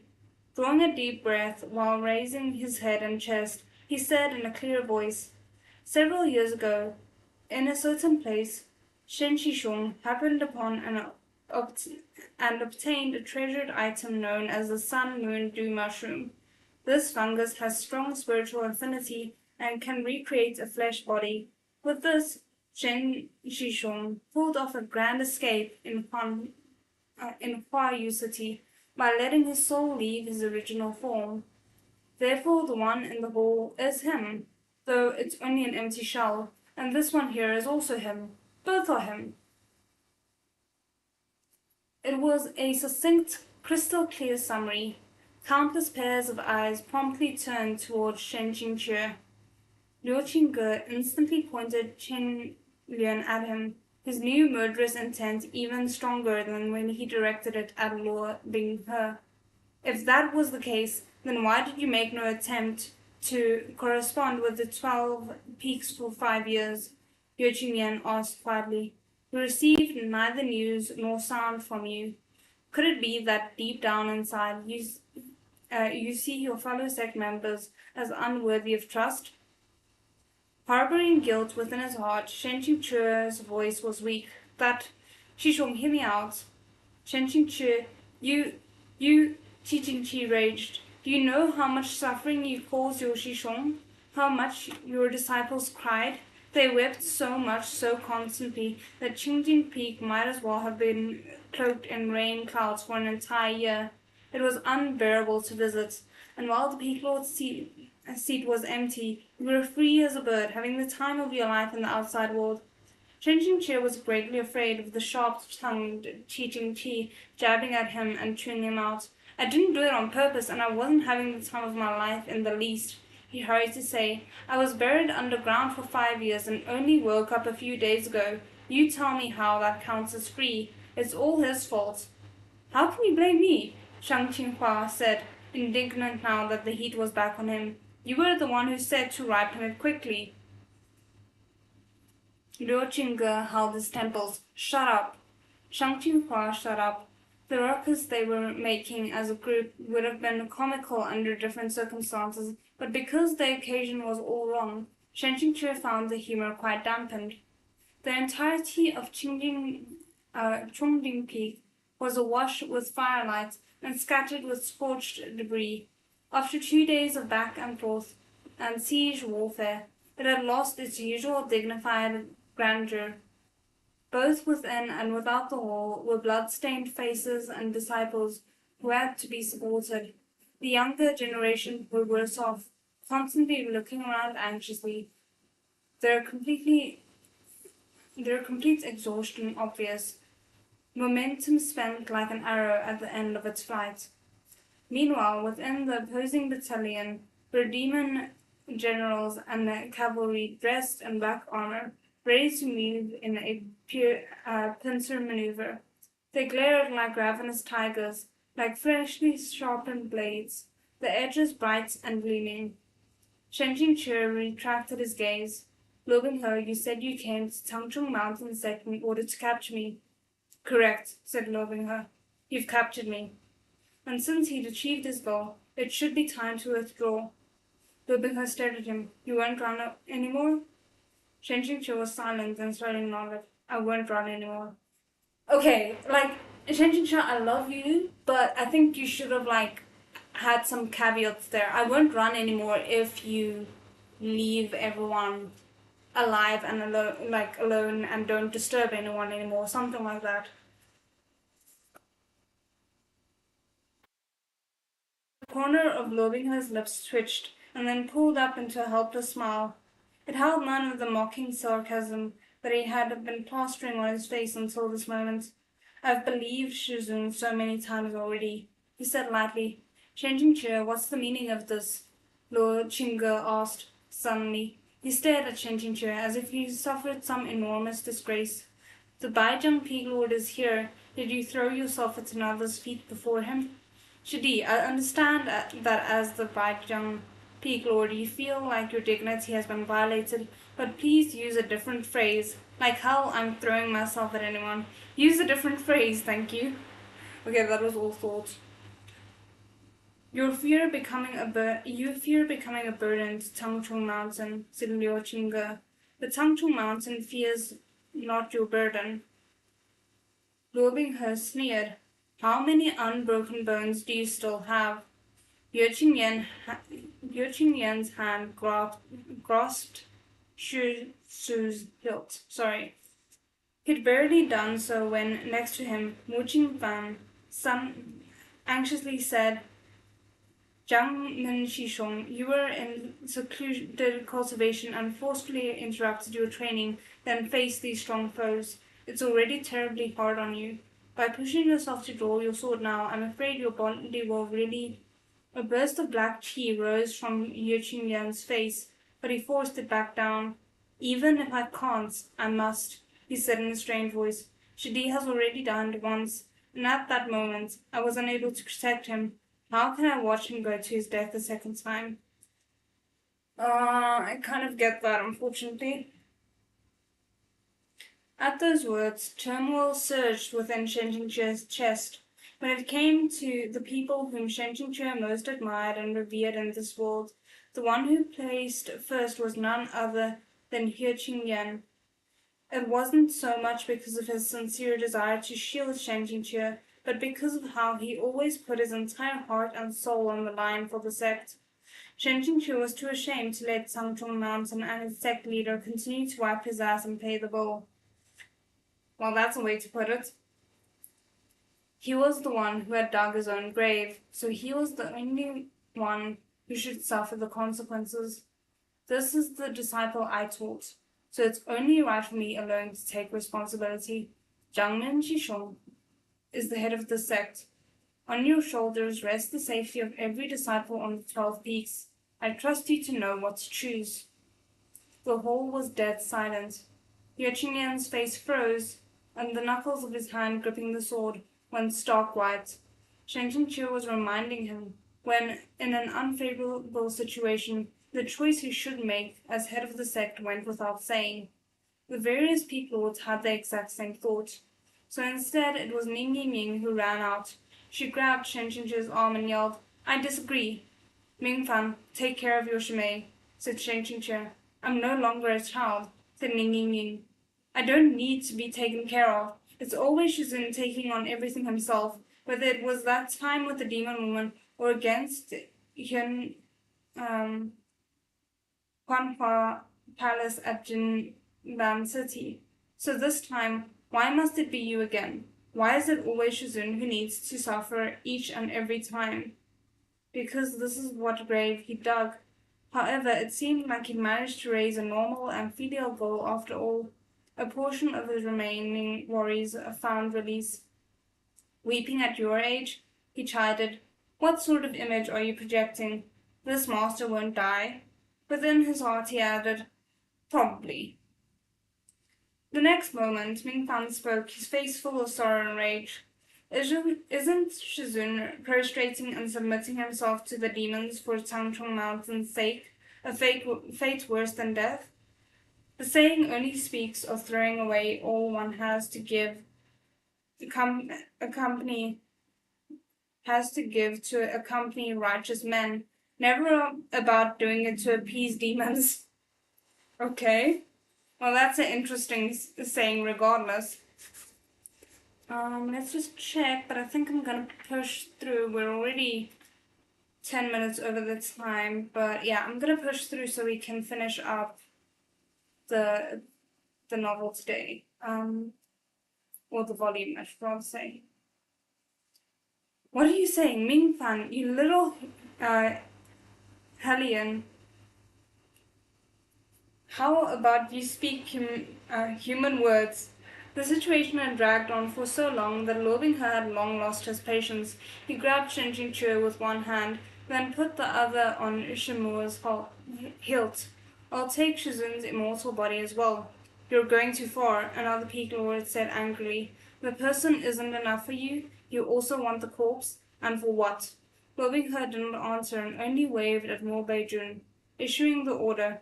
Just when things had calmed down after such difficulty, another wrong word would reignite the conflict. Wanting to cut that off at the pass, Shen Jingque was about to tug on Loving Her's arm, but thought this too unsightly and switched to yanking on his sleeve. Only after mulling it over briefly did he steel himself and say, I've already submitted to you, why go so far? Upon saying these words, Shen Jingque felt deep shame. He was a man, yet he'd been forced to meekly tell another man that he would submit to him in front of so many people. And above all, the other man was his former disciple, which made it even more frustrating and shameful. Nonetheless, displays of submissiveness had a guaranteed effect on any man. Lobingher's expression noticeably cleared quite a bit, and not only did his grip loosen somewhat, his tone even softened. Despite this, his words remained as forceful as before. It's Shizun's original body, after all, so it's inexplicably involved, and in the case Shizun tries to pull off another grand escape, this disciple would really be at a loss. As soon as he turned his face away, his voice cooled. Take it away. Mo Beijun had yet to move when Liu Mingyan suddenly appeared in the hall to whisper into Cheating Chi's ear. The latter tilted her head to listen, and shock bloomed on her face before it transformed into calm. There's no need to fight anymore, she called out. Lobingher, there's no need for anyone to fight, she continued to say loudly. Even if we agreed to let you take the body away, your wish would not come true. Shen Jingche was well aware of Chi Chi's intense personality, and he figured she was liable to do something extreme to enrage Lobingher. But just as he was thinking that this didn't look good, she surprised him by gesturing for Liu Mingyan to step forward. Liu Mingyan, tell them. Shen Shibo's immortal body has disappeared, said Liu Mingyan. After speaking, she stepped aside, and several disciples were brought in from the back of the hall. These were the disciples in charge of guarding the funerary platform, who watched over where the bodies lay. At this moment, they were all unconscious, and from their faces to their fingertips, their skin was an eerie, bruised color. The hall burst into an uproar. Liu Qingyan's expression immediately changed, and Lobingher also raised an eyebrow.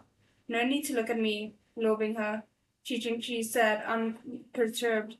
I indeed wanted to hide the body away, but by the time I sent Mingyan to the back to move it, the platform was already empty. It's as if the corpse we'd carefully preserved managed to fly off without wings. Her mood and words were both overjoyed. It turned out she'd rather the corpse fly off than let Lobingher take it away. Oh my word, I'm worried that uh what's the guy's name? Juji Lang? The snake guy, that he took it.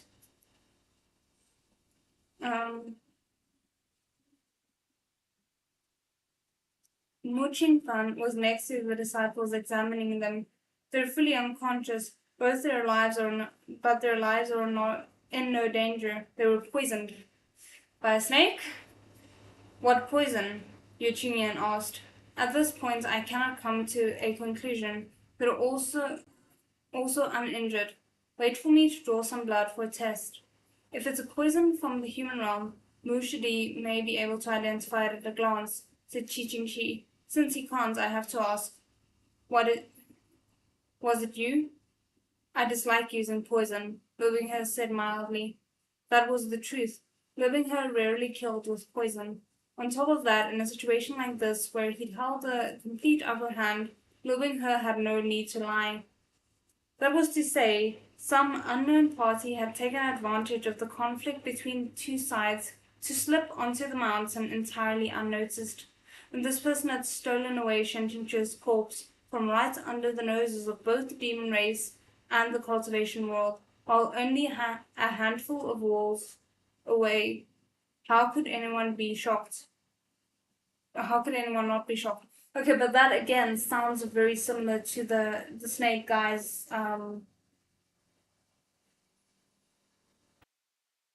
MO. Shen Qingqiu was puzzled. Why would someone steal his corpse? How come no one had wanted him while he was alive, but now that he was dead, he'd become the Helen of Troy? Luo Binghe discerned that continuing to talk here would be pointless and frowned. Fine, no matter who took it, I'll find it. Shenmo left its sheath and black cheese streamed forth from it. An arching crack split open where the blade sliced through the air. Drop the siege, Chinching said to remind him. Lobing gave him a look, then said briskly, as his own wishes. Chen Lian's sword point hit the ground. Following it upwards, Lord Chinger's hand was tightly clenched beneath his sleeve, and blood poured from a gaping open wound. It trickled down the length of the blade and dripped onto the floor. After a long second, he finally spat out, "Just you wait." These words were akin to an icicle launching forth, yet within it burned deep-seated flames of rage, and a fight spirit. Damn, that was a mouthful. And a fighting spirit that could swallow the heavens. Shinmue was sheathed, but Lobing sneered, "Come, try me." Okay, that wasn't the like cliffhanger that I was fearing. I was kind of expecting it to leave us feeling more unresolved than this. I'm kind of as satisfied with where we're leaving off as I can be with these kinds of novels, because obviously they weren't meant to be read as multiple volumes. Not really. So yeah, I'm happy where we're leaving it off.